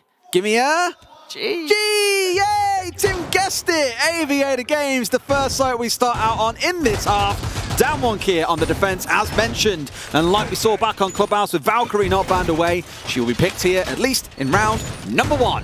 With the sledge taken off the board, Nathan's going to step across to playing on the buck. So what you can expect to see here is him getting underneath and looking to blast out a bunch of those soft flooring. It's a beautiful thing about this map is pretty much everything is soft, except for a couple of sites. But you can choose through those floors and really make the defenders uncomfortable. We're used to seeing nades get flung skyward, but a skeleton key does the job just as well. Maybe not so much in the killing department, but at least in exposing and making defenders move. Very good at that. And if they do find a great angle, they've got Blur, they've got Doki with nades in back pocket to do some damage. Black Eye Camera goes to the outside from Woogieman. Will feed in information about any potential push onto Study. Good placement, as long as it doesn't get spotted out, which it will get spotted out straight away by Na'Vi. So they are certainly looking sharp on the way in here. Woogieman, he's aware though, Des, he knows that one might just come into the art room there. He's biding his time. Surely they've seen the hatches open. He's going to drop away because I think he just had a feeling that the challenge was going to come in. It wouldn't have been an easy one for Doki, but he's in there safely. He's going to start trying to work from underneath with the nades. I love how he shakes in game, then shakes his head in real life straight after. We'll let you off, Doki. We can tell you there wasn't anybody there to be caught out. Absolutely that, yeah. Oh. I mean, the one here to get caught out is Doki, because a mystery coated comes out of main stairs for the swing. Blur trading it back the other way. It's a 1-for-1. Nice shot, thank you. Please, let's not start the thank you spam all the way through. Woogie stole that from Coated because it was Coated that landed the shot, and then Woogie was like, no, it's my thank you. Yes, he's going to be holding on to main stairs to try and prevent this south-sided push, and it certainly is what Na'Vi are stacking up for at the minute. Blur just trying to work vertical angles, nade out. I'm not sure if he's going to be able to find his man. Yas is in position. It's just short from Blur, and Yas, he can hold on for the time being. The challenge coming in now, the pressure mounting, full white flash. Now's your time to push save. She got to go. Yas has run away. No, he's come back for more. Des finds himself a headshot onto saves, and Damwon Kia are not giving up these stairs. Nath goes down as well, and it's 3 versus 2 now. Beautiful start, then first round, nice and explosive. It's the way that we want it to be. 2 members left alive for Na'Vi. They've got a lot of time to play with them, admittedly. And for some reason, all 3 Selmas still in back pocket for Secretly. They'll start getting whipped out, and Blur has also got 3 of those juices to pull. First one comes out there to give them both that little bit of overshield. Keep them still going. I feel like I'm talking about different games saying overshield. How weird. Overheal. Probably a better one to say for a brief moment. And Secretly's going to find his man. A 2 versus 2. Rin trading it back out immediately after. I've always said Damwon Kia on their trade game can be lethal, and now Blur has got to do it all. A big clutch to do. He's got no frags in back pocket, still 2 more juice pulls. He can pull another one if he wants to and take this fight, but right now is just holding steady. Katsang off to his left, Rin up through Aviator door and does not have the diffuser. This is it. Blur has to find the kills here, and Damwon KIA have been able to establish themselves a reasonable crossfire. They've got one on either side of him. It's going to be difficult to challenge both sides. As soon as shots come into one, the other can challenge. Blur looks to find the man outside of maps. He's just going to peek around the corner. He just pulls away at the wrong time. And then Rin is able to step out and find that kill. It was unfortunate for Blur. He sort of sees the man, but he's just turning away at the wrong second. Unfortunate there, but that's what it comes down to. Sometimes these little moments in the dying seconds where Damwon KIA come out on top. 1-0 to them. And things starting here, as you'd expect, defenders being the go-to winners. Na'Vi, though, I thought had a good flurry in the mid-round, to be honest with you, Tim. Wouldn't have been too surprised if they fought their way back into that one and did close it out, but maybe that'll be reserved for the offsite. For now, we go towards Trophy and Stature, and that Thunderbird being brought along is pretty saucy. We've seen a lot of use of Thunderbird throughout the week, to be honest with you. Well, that's a lie, and I'm definitely over-exaggerating. We haven't seen a lot of use. We've seen limited use, but effective use when she has been in play. Whether that's stacking all three together for roamers to run through and get themselves juiced back up to full, whether it's more scattered around the map for those that are holding key positions to say that keep themselves relatively healthy away from grenades, for example. But it's always interesting when we do see it brought along, bearing in mind she also has a C4 in back pocket. Going to be heading then, Trophy, Statuary, the setup starts out. Interestingly, the Woogieman has reinforced the far left panel. That is the one big variation that we tend to see to defences on this site. Thank you very much. Easy over on the left-hand side. Sometimes that one will be left open to allow challengers through into closet. You take out a little bit of the soft wall in bathroom and you can see all the way through to the window. It can be a perilous hold sometimes, as obviously the challengers can come in the other direction as well. So Damwon KIA choosing to just lock that off. They're going to go with a bog standard triple wall. Couple of reinforcements downstairs as well as operators in and around that area would suggest to me that they are going to try and hold on to Dining Kitchen. And given the attempts that we saw coming out of Doki last time around trying to find those vertical nades, that doesn't surprise me, because look at what Doki's going to try and do. He wants to get straight in underneath and start using those vertical nades. I was about to say, what does he want to do, Tim? And I thought you were going to say he wants to drone in 12 feet in front of him, then dive in the window and try and kill everything that moves. Classic Doki style, but not meeting anyone down here on the main stairs. More just shooting at the default camp and working his way back up red. Almost finding a man who was stepping out into the red corridor. I think it was Yas who was there for a brief second, but not connecting any shots. Doki will then head upstairs rather than trying to work underneath in dining and kitchen. He's going to take himself up from the south side, look to get through study and maps, and then potentially pressure onto site. But he will more than likely meet some resistance before he gets himself to establish. We've got one that can move up the red stairs. In fact, Doki, well aware of that, he's going to look to cut off the angle and he's going to get the drone out. And this is where he likely finds the presence inside of Memorial. That's what he's looking for, really, right? Just that one entry to start things off, but it's secretly the man we were talking about on the last map, 1 and 4 on entry, has found his one. Bringing down Woogieman on the other side, who apparently, it's like having his hair cut, right? Well, I did this wrong last time. I said Hercules. Who was it again? It was not Hercules, it was Samson. It was Samson. That's the guy. Samson. Got his hair cut and suddenly became weak. Woogieman has had the mute cut away from him and is now 0 and 2. Not the best start to a game that he would have been looking for. Doki trying to take a little peek on here, a quick peek in, trying to find a man, can't quite find him and bring him down. So a drone's going to go in, feed some more information over to the other side to give Doki a bit more information on what is going on. As the drone rifles its way through bedroom, they're going to spot out Katsang. Know that he's in a pretty precarious position. Yes, Katsang, 2 coming back in for DK, looking good for them, 3v3 in the round. No matter how good a start Navi have here on Villa, it just feels like Damwon KIA are able to control the round. Katsang's waiting on the window, sees his man, hits shots onto secretly, dips himself away. He's lucky not to take some in the back, and the little duel continues between the two as they dance from window to window, secretly able to at least recover the diffuser. So a point in the credit for Na'Vi there, but Blur trying to soften up site itself with some nades. As soon as that peek comes in, Yas is very lucky not to lose his life there. Blur just snatching at an opportunity, and there comes the Toxic Babe canister to try and slow things down. It's too easy for saves. Oh, look at this, secretly just inside the line of the smoke as well, able to get this plank coming down. They can't stop him, yes they can, but Saves trades it out straight away onto Katsang. Was very, very close for a second, but gets the cross in towards Master and makes sure Na'Vi collects round number 2. 1 for 1 once again. That really could have gone either way. At that point, it was very, very close to the plank going down for starters, but also it was close for the Damwon KIA player to potentially be able to dip away and continue fighting in that tough situation. 1-1 we find ourselves now on the scoreboard. Na'Vi fighting for the full win here, because the thing is, It's an opportunity to potentially catapult themselves up the table. Tim, are you hungry? I am a little bit. Oh yeah, good thing, because we're going into dining room and kitchen, mate. Let's cook ourselves up a storm downstairs on the offsite. This is the one that I thought Na'Vi might be able to take away the win on, but I throw myself back to Dark Zero versus TSM when we were on Villa. Trophy and Statuary was the offsite. They played all 4 sites, both of them did, picking every single site on the map, but Trophy and Statuary came in after we'd seen Living and Library, after we'd seen Dining and Kitchen, and after we'd seen AVG. So by far and away, not quite the most popular at the moment. You may even call that the offsite and Dining and Kitchen more the secondary. So here, Damwon Kia could walk away as the winner, as we get a lot of screens. I think there might be something happening in the MIBR. I'll tell you what, let me check in with our observer. I'll be back in a minute, Tim. Going absolutely wild over there. MIBR 6-4. We can hear them. There you go. I'm back. I tell you what, this is getting mixed up now, this group. Is it that bad?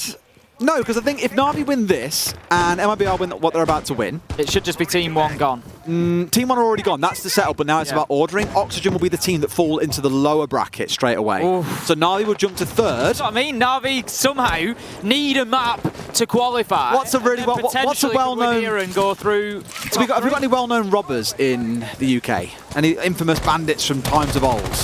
I think there was. I can't remember his name. They're highwaymen. We'll go as boring as that, right? Yeah. They have literally robbed it on the last day when they were facing potential relegation against the team that haven't lost anything, have the spot to go on and potentially jump into 3rd. What a storyline that would be. Yas falling by the wayside is going to give Na'Vi a great boon in their quest for 3rd place. 5 versus 4, very early in the round. Very good start there. It was an opportunity for Yas potentially. I think he just had the jump on Doki coming in. Should have been able to hear him, but Doki able to beat him to the punch and quicker on the trigger finger. He's going to look to move through. Does he know there's one just inside? No! Oogie Man again, just missing an opportunity. Oh yeah. We've seen a few of them so far. Blurtex half damage, but we'll live to fight another day. What's he going to do without the mute, Tim? Apparently not a lot. Give him the pea shooter of an MPX instead and just watch him. No, I have nightmares about the MPX. I'll play a lot of Valk, and me too. I know what it's like. I love it. I love it because it's a laser beam. There's basically no recoil, but the damage, if you're hitting the body, not so hot. Katsang, also not so hot. Doki, a second in the round, making it a double. 5 versus 3, and they've got tons of time to work with here, Tim.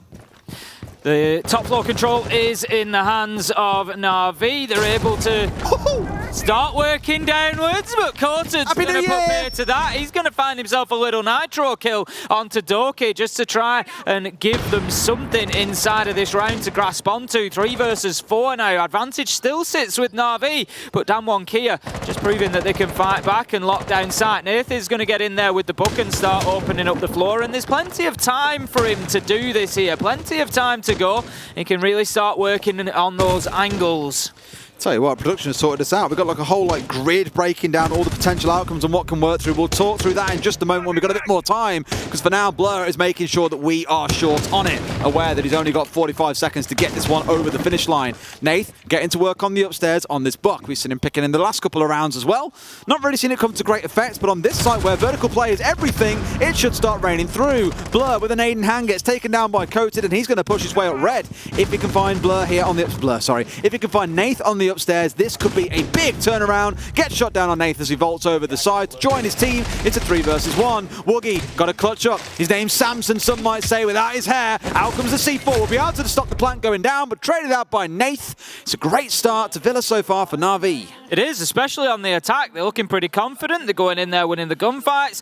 Woogie Man struggling on the Valkyrie. So have we found the answer to one of our most deadly players so far? That can't be Hit me with the info, Des. Hit me with the details. If Na'Vi win and MIBR win, which MIBR are about to do, Na'Vi don't get 3rd.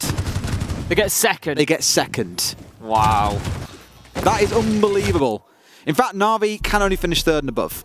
MIBR will always finish below now, because I think no matter the outcome... Is that right? I'll have to check that in a minute. Because they were 1 point behind, weren't they? It's a very confusing... MIBR 2-0 Na'Vi, right? There's a lot of outcomes. MIBR 2-0 Na'Vi. I'd have to check. I'm going to go and check. Go on, check. You can do the casting thing. I'll do the casting. The main reason why we're here, I'll just... There's a lot of games happen over these days, and it's difficult for us to remember every single score perfectly. Honestly, people turn around to us throughout the day and go, oh, what game's you casting tomorrow? And it's like, I don't know. We've prepped like 10. We've prepped like 10. We've been working like 12, 13-hour days. It sort of gets... Oh, no. Na'Vi did beat MIBR 2-0. There you go. So yes, they do have that head-to-head advantage. Spicy. That does mean Na'Vi can only finish in third. They can't finish fourth, and at best they finish second. There's only one outcome. It's like the whole Avengers thing with Doctor Strange, where he's like, I've seen a million outcomes.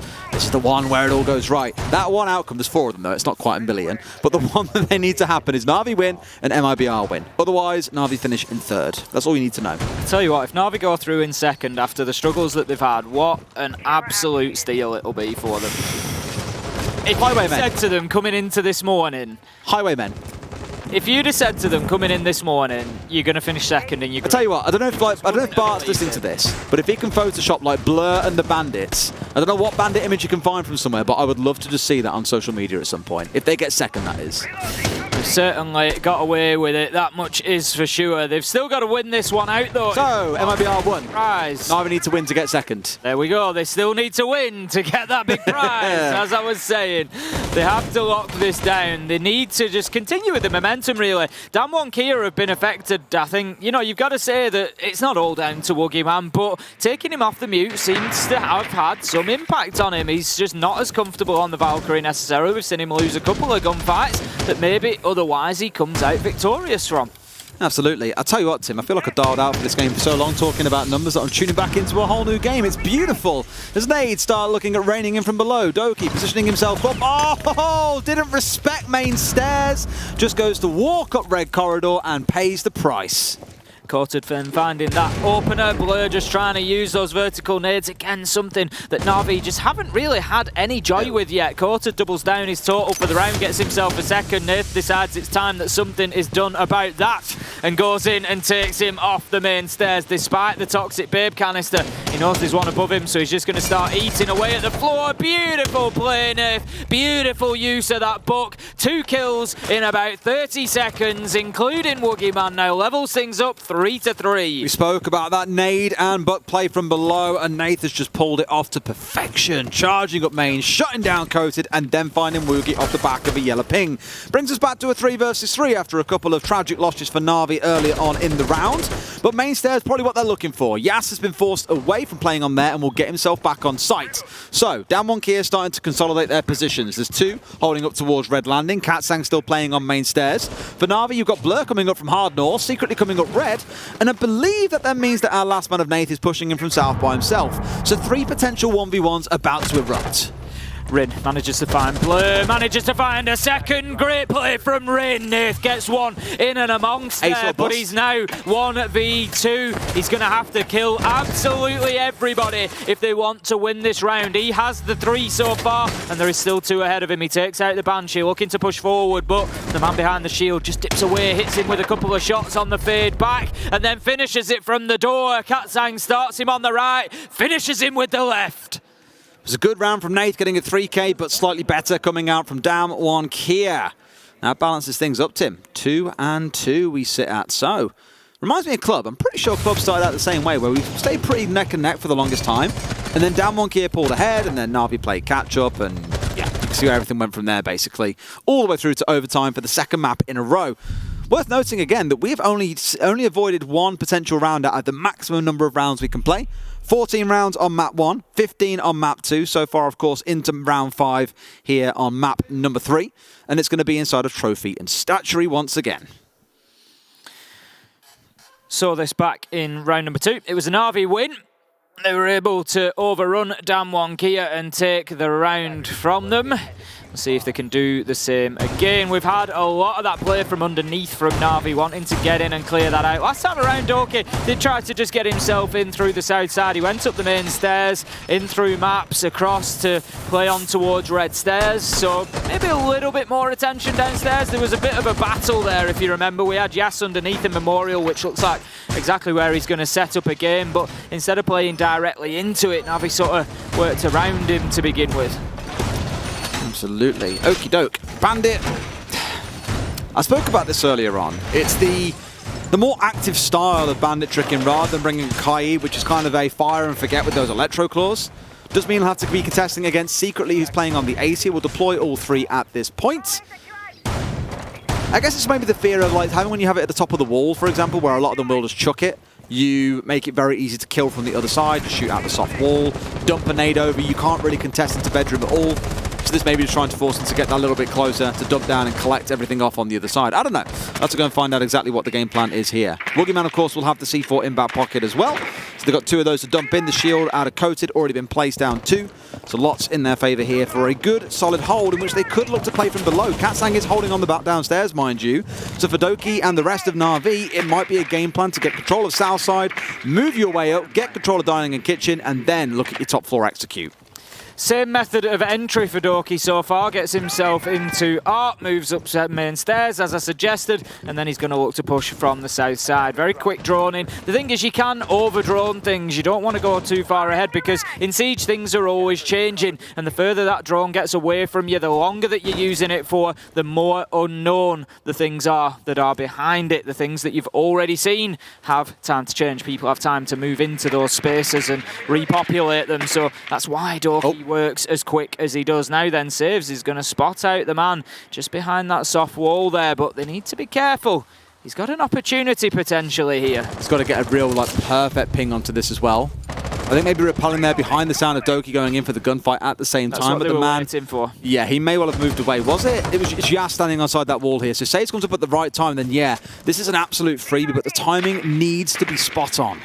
It was, for me, just the team. Here we go! There it is! Absolutely beautiful kill there, and we've just seen fantastic footage of it. Thank you very much, Easy. Absolutely wonderful spotting that. Like we say, just using that sound to mask. He was waiting to put the rappel on the wall, because as soon as Yas hears that, he's going to dip away, but he had no idea that it was there. Beautifully played. Katsang looking to challenge on towards bathroom window. He's just predicting somebody's going to drop, and he will be correct. Oh! It's a second, hits him with a 180-degree swing, and that's a beauty from Katsang to level things out. Oh. And just like this game, this round is going back and forward. 3 versus 3 now.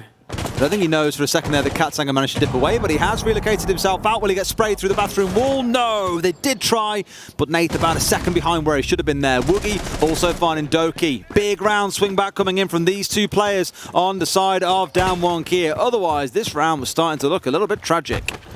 It was. Nath gets himself inside of the closet, looking to open up the soft angle there, but he's going to be blurred to get things moving with a kill onto Woogieman. Nath taking a lot of damage off that Toxic Babe canister. Now finds himself 1v2 after Coated takes down his partner, Blur.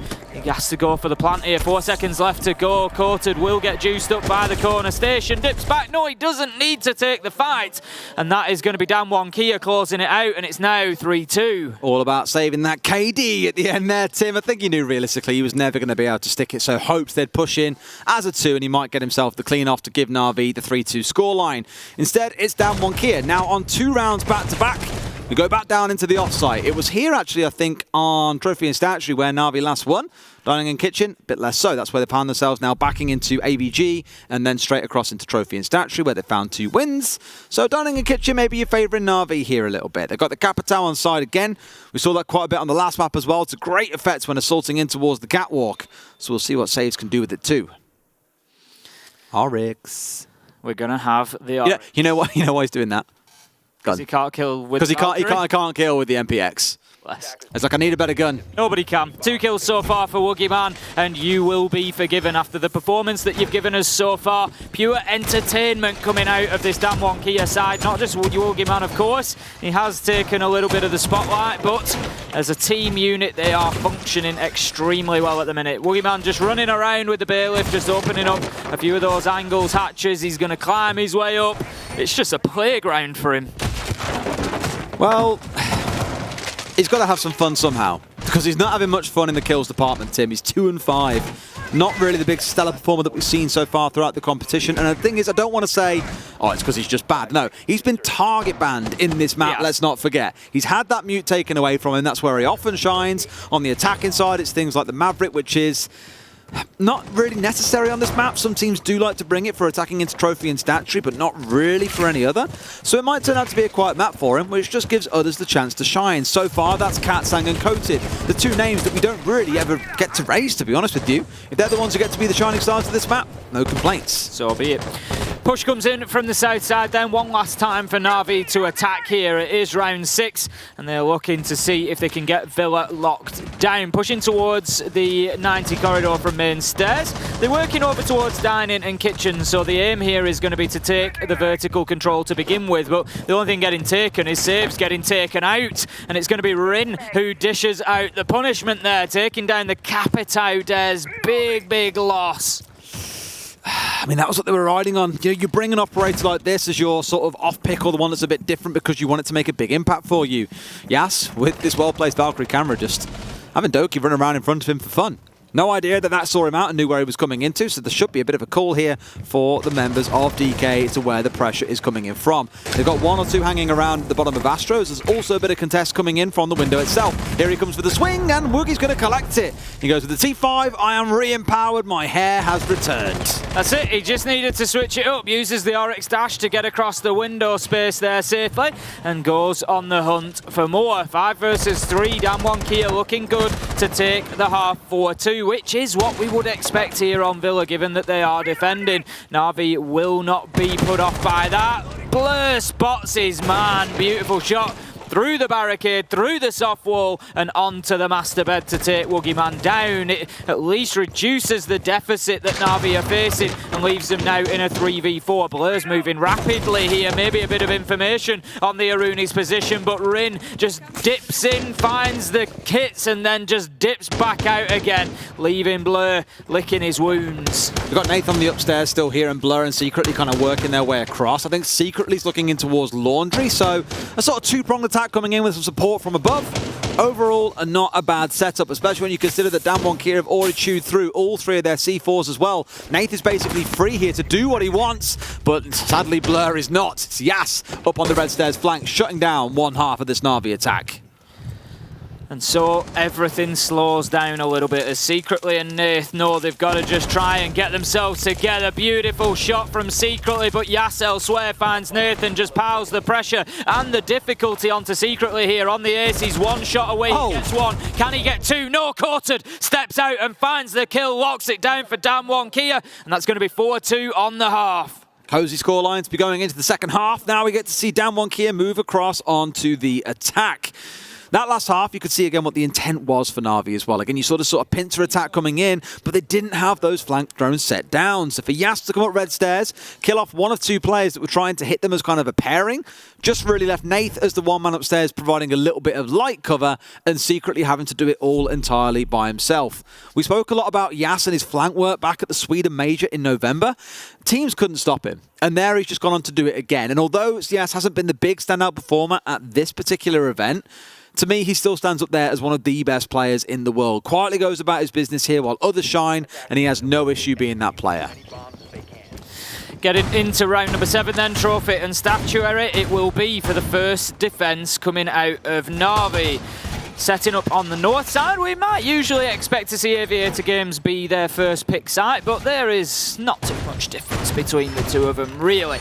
Blur is setting up Aviator Games, so I'm expecting to see some presence on that south side. We do often now see teams, it's a lot less common that we get the direct-to-site approach, heading straight into Master and trying to just get straight in towards Statuary. So I'd expect to see some presence from Damwon Kia on the south side, and in line with that, Doki's going to do a final reinforcement there to leave us 3 and a peak hole coming out of Aviator. Absolutely. As it stands, we may have had some false information, Tim. I'm just doing a little bit of intel collection on exactly what the outcomes are, so we'll come back to you in a minute. Yeah, that's it. Detective Des on the case. Detective Desichu on the case. Okay, no. So basically, Easy came in my ear and said, Oxygen 175, and I was like, what? I thought it might be R1. And it turns out, I've just looked up for Twitter very quickly, that's where my detective work takes place. Obviously has tweeted that they did lose 2-1 to MIBR. God damn it, Easy! Why do you keep baiting me like this? It does still mean Na'Vi, though, are in with that chance, if they win here, of jumping into second place. Second place. Yash just held at bay by that Mozzie pest for the time being. Doki's going to take the drone out, take the opportunity. Blur and Doki really holding on to this south side, and at the minute they're holding 4 up. Des Katsang's actually on the lower level, but Coated, Woogieman, Yas all working from the balcony to try and get themselves inside of the map, and they're going to have a tough time of it because they are coming in to 2 guns, trained 1 on each entrance. That said, they haven't taken any damage yet, and Doki is down to about half HP where he lost out in that initial gunfight, so he's going to feel a little more wary. He'll know a couple of bullets will be enough to put him out of his misery and have him removed from the round itself. Yes, Blur lurking down here knows that he's been droned out. Woogie in this case giving a bit of information that, hey, there is a guy here, can we kill him quick? Which is why he has bolted it. The thing is, he's got himself inside the bolt and needs to get himself through into red landing nice and quick, which he has now done, and he has escaped. Now Damwon Kia should have that presence of mind to say, cool, we've seen them move back, we've seen them on drones, now we step things forward. Katsang just hitting the pause button while he gets on the drones before pushing forward in towards games room. Yas underneath, not going to get any joy with that nade, I'm afraid. Out comes a ping as well to try and support, but there's nobody playing inside of there right now, so not sure what the information was there, but they've blown it all wide open, Des, and they know they can start pushing in through Aviator Games now towards the site, which are Trophy Statuary, and they're down to under a minute. There's a lot of work for Damwon Kia to do here. They've no presence in Master Bedroom, no presence in Astro, working completely from the south side.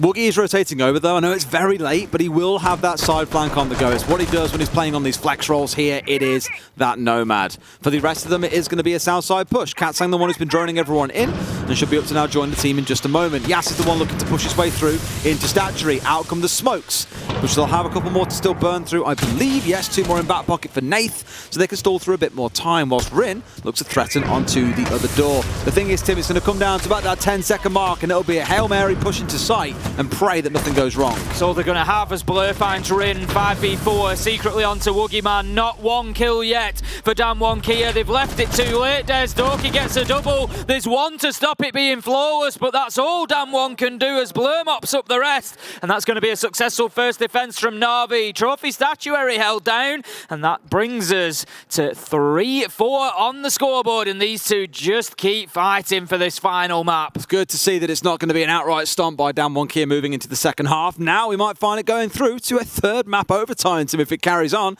especially after how dominating that performance was as well. They found those 2 kills, the one onto Rin pushing into Trophy Doorway, onto Woogie, who was inside a Master, and they knew the last 3 then were all contained on Red Landing. Chuck a couple of smokes in there, hold the angles, easy as 1, 2, 3. And smart rowing game from Na'Vi, right? They wasted about 90 seconds of Damwon Kia's time just by having 2 players, Blur and Doki, holding down towards main stairs and inside of Aviator. Doki was down to about half HP, far from the end of the world. Add another 30 seconds to actually get to Red Landing, and Damwon Kia only had 60 seconds to play with, 30 of which was burnt by the smokes. So really good time management by the side of Na'Vi, and Damwon Kia, what I'd like to see is them doing what we commended them for back on Chalet. Take those risks, push in, go aggressive, find a couple of kills, and open the round up. Aviator Games being set up now. Nice bulletproof camera just placed above the hatch there. Feeds information on anybody trying to push in through study. I'm interested to see how much utility Na'Vi are expending on the north side, because Damwon Kia very much pushed from the south when they were attacking onto Trophy Statuary. Didn't go direct to site at all. And I would almost expect the same. We've got Rin's, Coated's and Katsang's drones all on that side of the map. Blur's taken Katsang's out now, I think. No, he hasn't. They've still got 10 left. So it's just been sort of taken away and hidden out of sight, maybe drop down to the lower floor outside so that Katsang can retrieve it. But as we can see from the spawn in there, there's at least 3 pushing the north side. There's not much of a presence from Na'Vi there, and what is there? They're all alone in the cold, Des, because they just don't have the utility to sit behind. Absolutely. I mean, in this case, you're bringing along a Nomad. You know, why worry about going for a full map clear? If you can take what you need on the south side, get control of main stairs by pushing in from below, air jab off the rest, that feels like a way to not find yourself restricted by time, which stung Damwon Kia in that last round. For now, at least, maybe they've got the confidence to say, no, we can deal with this, we can do the full top floor clear. We don't really need to worry about leaving it alone and hoping we don't get stung on the roam, for example. We'll see how they do, but if it goes wrong in this round, That's when I think that then becomes a fair case to say, maybe not, let's just lock off what we need and push to site directly. Nath just playing on those Astro stairs for the time being. There is the potential for a flank here. He's got the use of the hole above him. I don't think he's going to catch anybody quite there. I wouldn't expect DWG KIA to be dropping that deep now. They're making progress forward and they're going to look to continue that. But secretly on the red stairs, playing in behind that Goyo shield, might just need a bit of support, might need a bit of noise to come from Nath at some point in the round, just to draw pressure and make sure that DWG KIA are aware there's somebody behind them and that they can't just keep pushing forward. Absolutely. It's the stall out again because we're at the 90-second mark and things have got to move, but Nath has still got underneath them. That's a difficult one. You know, the buck as well being taken out means you remove that play that can come in from downstairs. Even with the Woogieman on side, they still come up and stung you a little bit. Unfortunate for them, because this means even with them doing the full coverage, they aren't making use of what they've got. Doki into another. Na'Vi looking formidable on the defensive side of things so far as he finds a second. A 2 versus 5 kicks in. DWG KIA look washed out of this round, Tim. They really do, as you say. Na'Vi definitely on top now. They've got themselves on the defence of Villa. Kota trying to make the long challenge down towards 90 elbow there, but he's not going to have any joy. 50 seconds does leave him time to rotate and try and come back to the problem from another angle. Woogieman just holding the window at the minute, but you're not going to get any joy, I wouldn't imagine, Woogieman, because Na'Vi have absolutely no reason to peek this. He's hoping to catch somebody rotating inside a sight. A couple of bullets into the door frame around him reminds him that he's not there alone, but it's little else that he can do at this point in time. He's sort of waiting for Kota to try and make something happen, and he has his opportunity, but shut down as the flash goes out. Blur finds another, and this could well be a flawless round from Na'Vi here. They're chasing the kill onto Woogieman now, getting aggressive, pushing forward, and there is a real opportunity for them to send a message. 10 seconds left to go. Woogieman, I think he's just going to... The Woogieman's hiding from Na'Vi! Hold on to that. He's not going to give his life away. 3 seconds left to go. Blur has a think about it. There comes the challenge. Flawless round with a pistol kill. Imagine that, the Boogeyman hiding from Na'Vi. Just when you thought there was nothing scarier. Apparently 5 of them all coming out for you. Here's one way to put the fear of God upside you. Here we go. 4-4. Na'Vi have battled back in. 2 big rounds. And DWG KIA, this... It doesn't so much feel 100% reminiscent of when I saw them first play this map against Sandbox, who at the time was still Cloud9. But they did look a little bit scattered on attacks at points. They were struggling to deal with roamers. They weren't too effective with the clock. And it's starting to work against them here too. Even when they're going for a full map clear and taking their time. Let's not forget, 90 seconds they invested in getting trophy and statuary control. They still have Nath come up behind them and get the shutdown onto one of the key members. I think it was Katsang, who died very early in the round. So they're being pulled, you know, from pillar to post, even out on the roam. They can't deal with that even when they invest 4 members into trying to deal with the roam. So again, it gives a better lean towards, let's just go direct to site and rely on good team play around the site itself than worrying about clearing the full map, because so far it hasn't worked. Well, this could be the full defensive rotation coming in for Na'Vi then. They've had 2 sites successfully so far. Dining will be the 3rd if they can manage it. Like you say, they've just looked like a completely different beast here now that they've got themselves onto the defence. They didn't look terrible on attack, but they just seem to be winning absolutely everything at the minute. Doki finding himself on 8 kills, Blur on 9. It's a real dynamic duo performance from the 2 of them, and they are on top of DWG KIA at the minute. There is no 2 ways about it. We've said we've said a few times, Des, that we've heard that the Boogeyman is scared of Woogieman, and right now it looked like Woogieman was scared of Na'Vi. Well, they were his Boogeyman in the previous round, as we saw. Still getting the kill, and him trying to not die, still find himself now on 3 and 8. Turns out his weakness is indeed that mute band, and not playing on the Maverick here, because again, they don't need it on this map, is kind of biting him in the KD department. 30 seconds in though, and DWG KIA do seem a little bit more focused on this north side, not really starting down towards Art Studio. There's 4 of them scattered here up towards the north side, not a single man found down towards the ruined side of the map. So again, more of that focus on direct to site, or at the very least, just getting a bit of vertical control and playing off that. Already looking for a bit of attention in towards Laundry. Rin on the Flores, going to send in the Rotero drones, just runs it around the corner. Of course, it's time limited, is that Rotero drone, for getting it in there and activating it. So him just getting as close as he can to begin with just gives him that little bit more wiggle room. Moves it around the corner, gets it onto the wall, and will take out the first piece of utility. Selma devices go on, and that is going to be the wall opened up in quick fashion inside a Laundry. Absolutely. It's all about the slower start, though. 90 seconds into the round. And I've noticed this throughout the series more and more. Rin always has the 2 drones in back pocket. He'll spawn into it. I tell you what, that is one thing that still haunts me. Because then when we first saw Rin, the question was, you know, boy or girl, we weren't sure. When we found out, I was like, okay, he. And it still creeps in because of the long hair. Looks wonderful all the time, of course. But in this case, he always has those 2 drones in back pocket, will spawn in, pick it up, take it with him, and then doesn't always bring it out. And this is where a couple of times I've said they've had 5 drones in back pocket, 1 out on the field. 2 of those 5 are normally in Rin's back pocket. So I do want to see him out in the field and being used a little bit more here. Finally got 1 out, but you're at that 60-second mark. This is where the team starts to feel a little bit strained. As we've seen in the last couple of rounds, they've kind of got themselves around the site and then not made a move yet. The wall is still electrified. It's still closed off. Na'Vi are just sat waiting for Damwon Kia to do something, because right now they're doing very little. Woogieman looking to go and join Katsang. Going to move in underneath potentially. Look to clear out anybody in the basement. Could then move up in front of Katsang. There is a Na'Vi player down there on those stairs underneath. Katsang just signalling that out. It is Doki. Out comes the Toxic Babe canister to prevent any jumping, but Doki just needs to be aware that I think there was a little movement, as I say, from one underneath. He's just holding his angle for the time being, but I think they're more aware of him than he thinks. But what a turn from Doki. Manages to find his man. Shuts down Woogieman, shut down himself, however, by a quartered ring, gets 1, and it's now 4 versus 3, 3 versus 3, it's absolute bloodbath, 2 versus 2, 5 seconds left to go. Damwon Kia, you got to do something, quartered needs to get this down, out of time, and that's going to be the round for Na'Vi once again. Good patience again, boys, very nice. Oh, we heard a bit of talking. We did hear it. See, normally we hear just like small, because they've got mics actually like on the back side of all of this. You can see a mic. Where is it normally? They normally have like a little mic tucked in behind like the second player's computer just to catch a little bit of like area noise. We heard it there at the end though, you know, nice boys, nice. Love it.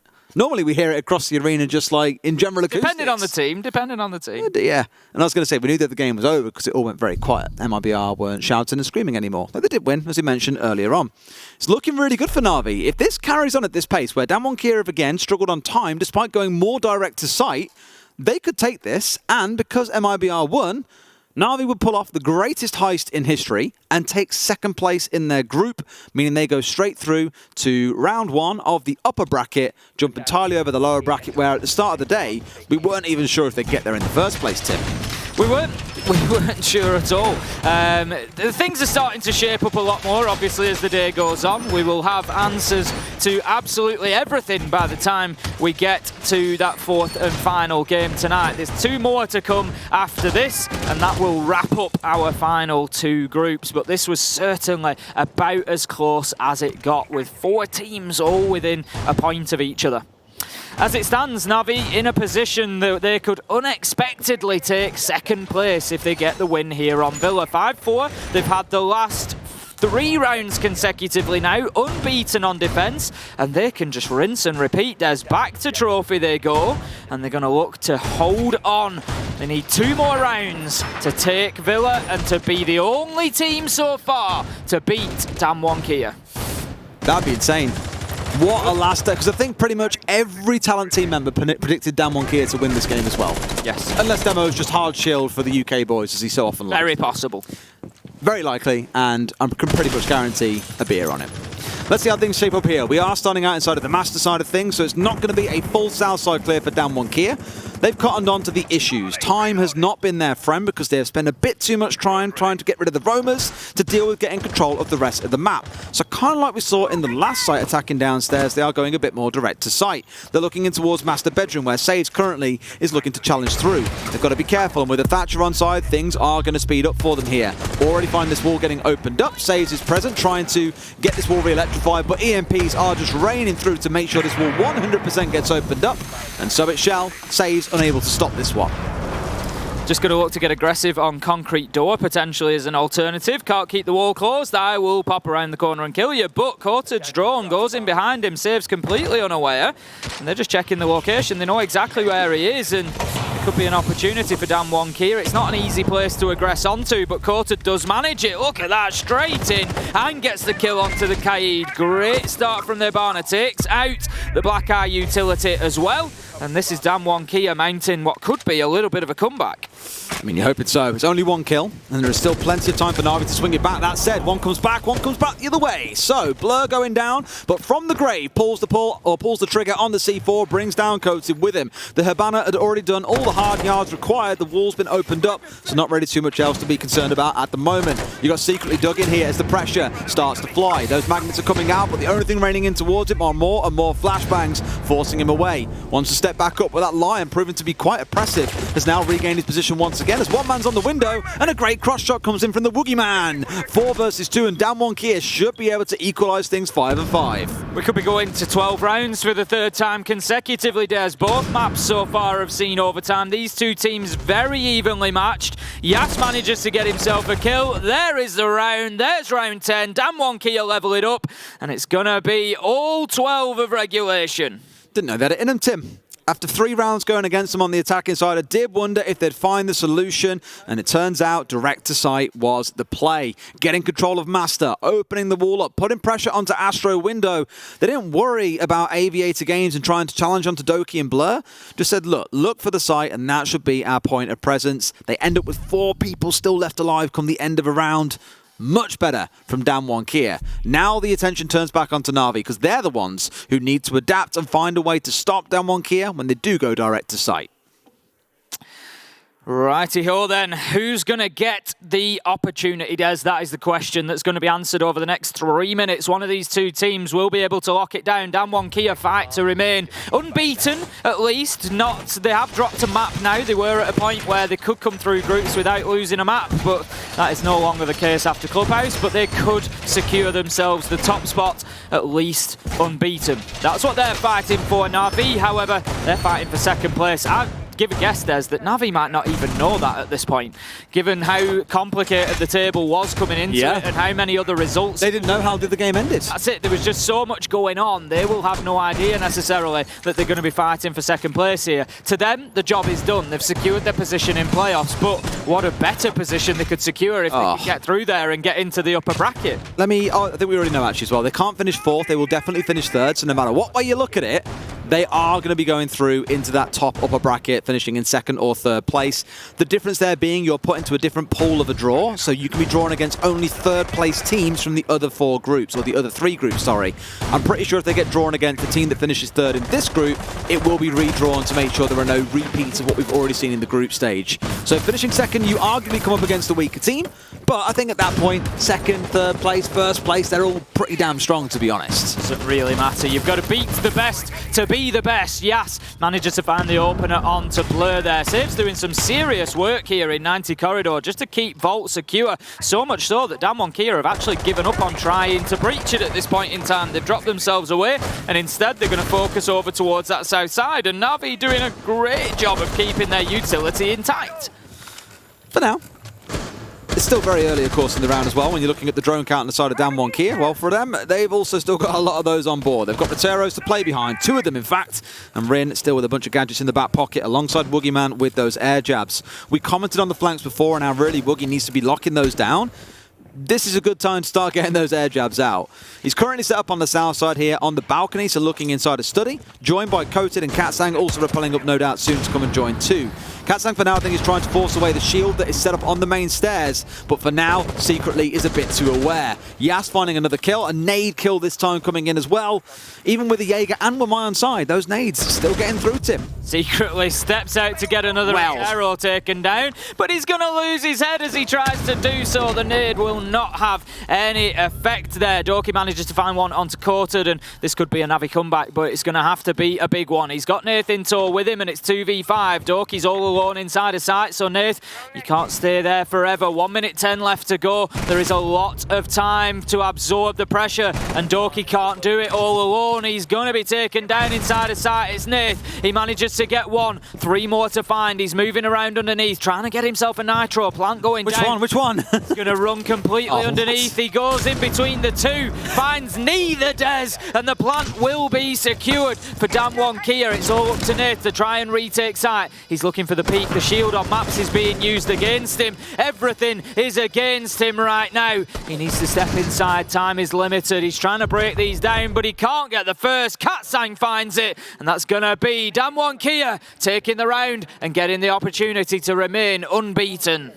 Just one more needed here as well. 7-5, otherwise, again, Tim, triple O. Of course, one of our last games in group stage would go to triple O. If there was there's 4 pairs of casters here, so we had a 25% chance, theoretically, of if one game in the groups had to go all 3 maps to overtime. I'm not sure we've had one yet. I could be wrong. I'll stand corrected. But if one game was going to go there and it was a 25% chance, I don't think realistically, I know mathematically it's a 25% chance, but I don't think it is when it involves us. There's some sort of weighting on us. There has to be. It's the reverse, 75% instead. That's it. We've got the 75% chance of the triple map overtime. All right. We haven't done all 45 rounds, though. No, that was... It's going to be... if it goes to overtime... Have we done one of them since our cast together years ago? Since the years ago, no. Oh. It's going to be, what, a minimum of 44. 3. Oh yeah, if it goes to 2 quick rounds. We could lose 2 rounds. Oh no, not 2 rounds of 45. Well, Aviator Games is going to be the site we return to once more. Nakaid on side, the Jaeger Wamai making an appearance again, but the Goyo being removed. That's what Nathan swapped out here to bring along this Kaid in its place. Clearly not happy that he had to stare down against his own shield in the previous round. Doesn't want that to be a possibility. For Damwon Kia, they've seemed to have cracked the code here. The last 2 rounds, they have gone direct to site and they have walked their way through members of Na'Vi, largely helped by Yas in the prior round, picking up a massive 3k. One more of those and they close this out. Otherwise, Na'Vi take us into overtime. Setup continues then. They're going to try to hold on to South Stairs, as we would expect. This time, it's about keeping bodies in the map, Des, because that was something that they failed to do last time around. They just got picked apart. They were 3v5 before they knew it, and Damwon Kia were able to take advantage. A lot of pressure immediately towards South Side. Looks like they're not going to push into the north, which could leave Blur completely unfound as if they don't draw on that side of the map, because they're not going to push in there. Blur does have an opportunity potentially. I was just going to say to drop underneath.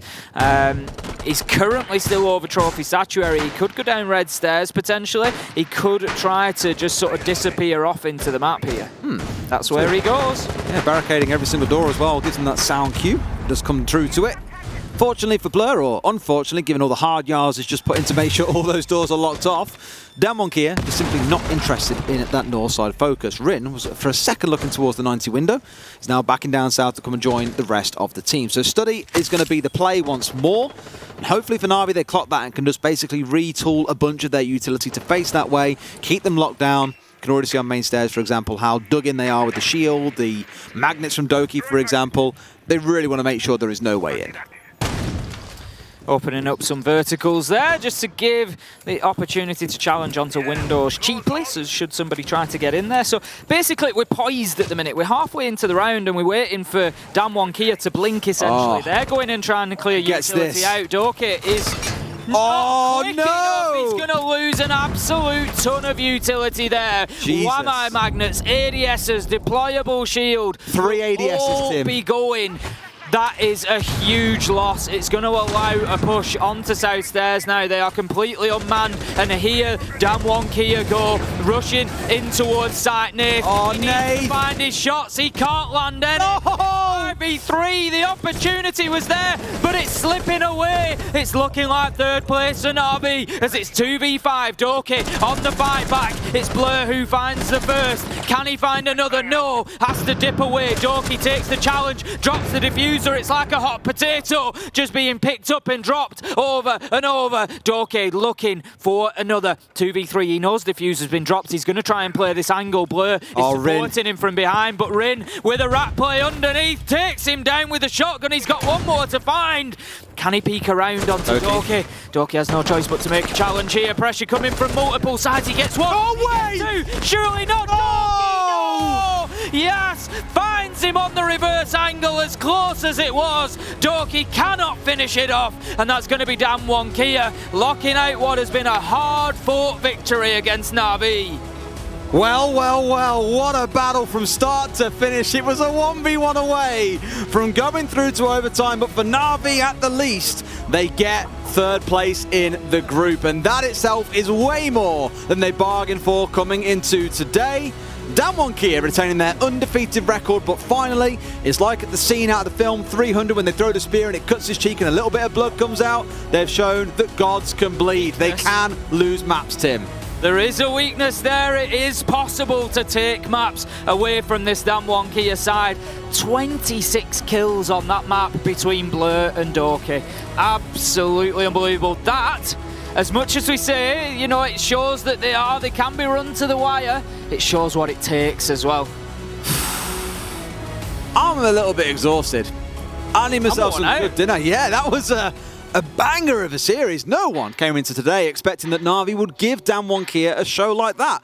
But show up they have, and it does beg a big question. Are Na'Vi going to hold on to that form going into playoffs? Because for the first 3 games of this group, they didn't look so good. I've talked about form before, and it's about hitting it at the right time. And if you're going to throw, you know, if you're going to hit form just before the playoffs, perfect time. Absolutely beautiful timing. We'll be back again for another cast later on, but for now, we're going to throw over to Stream A. We'll catch up with you guys in a bit.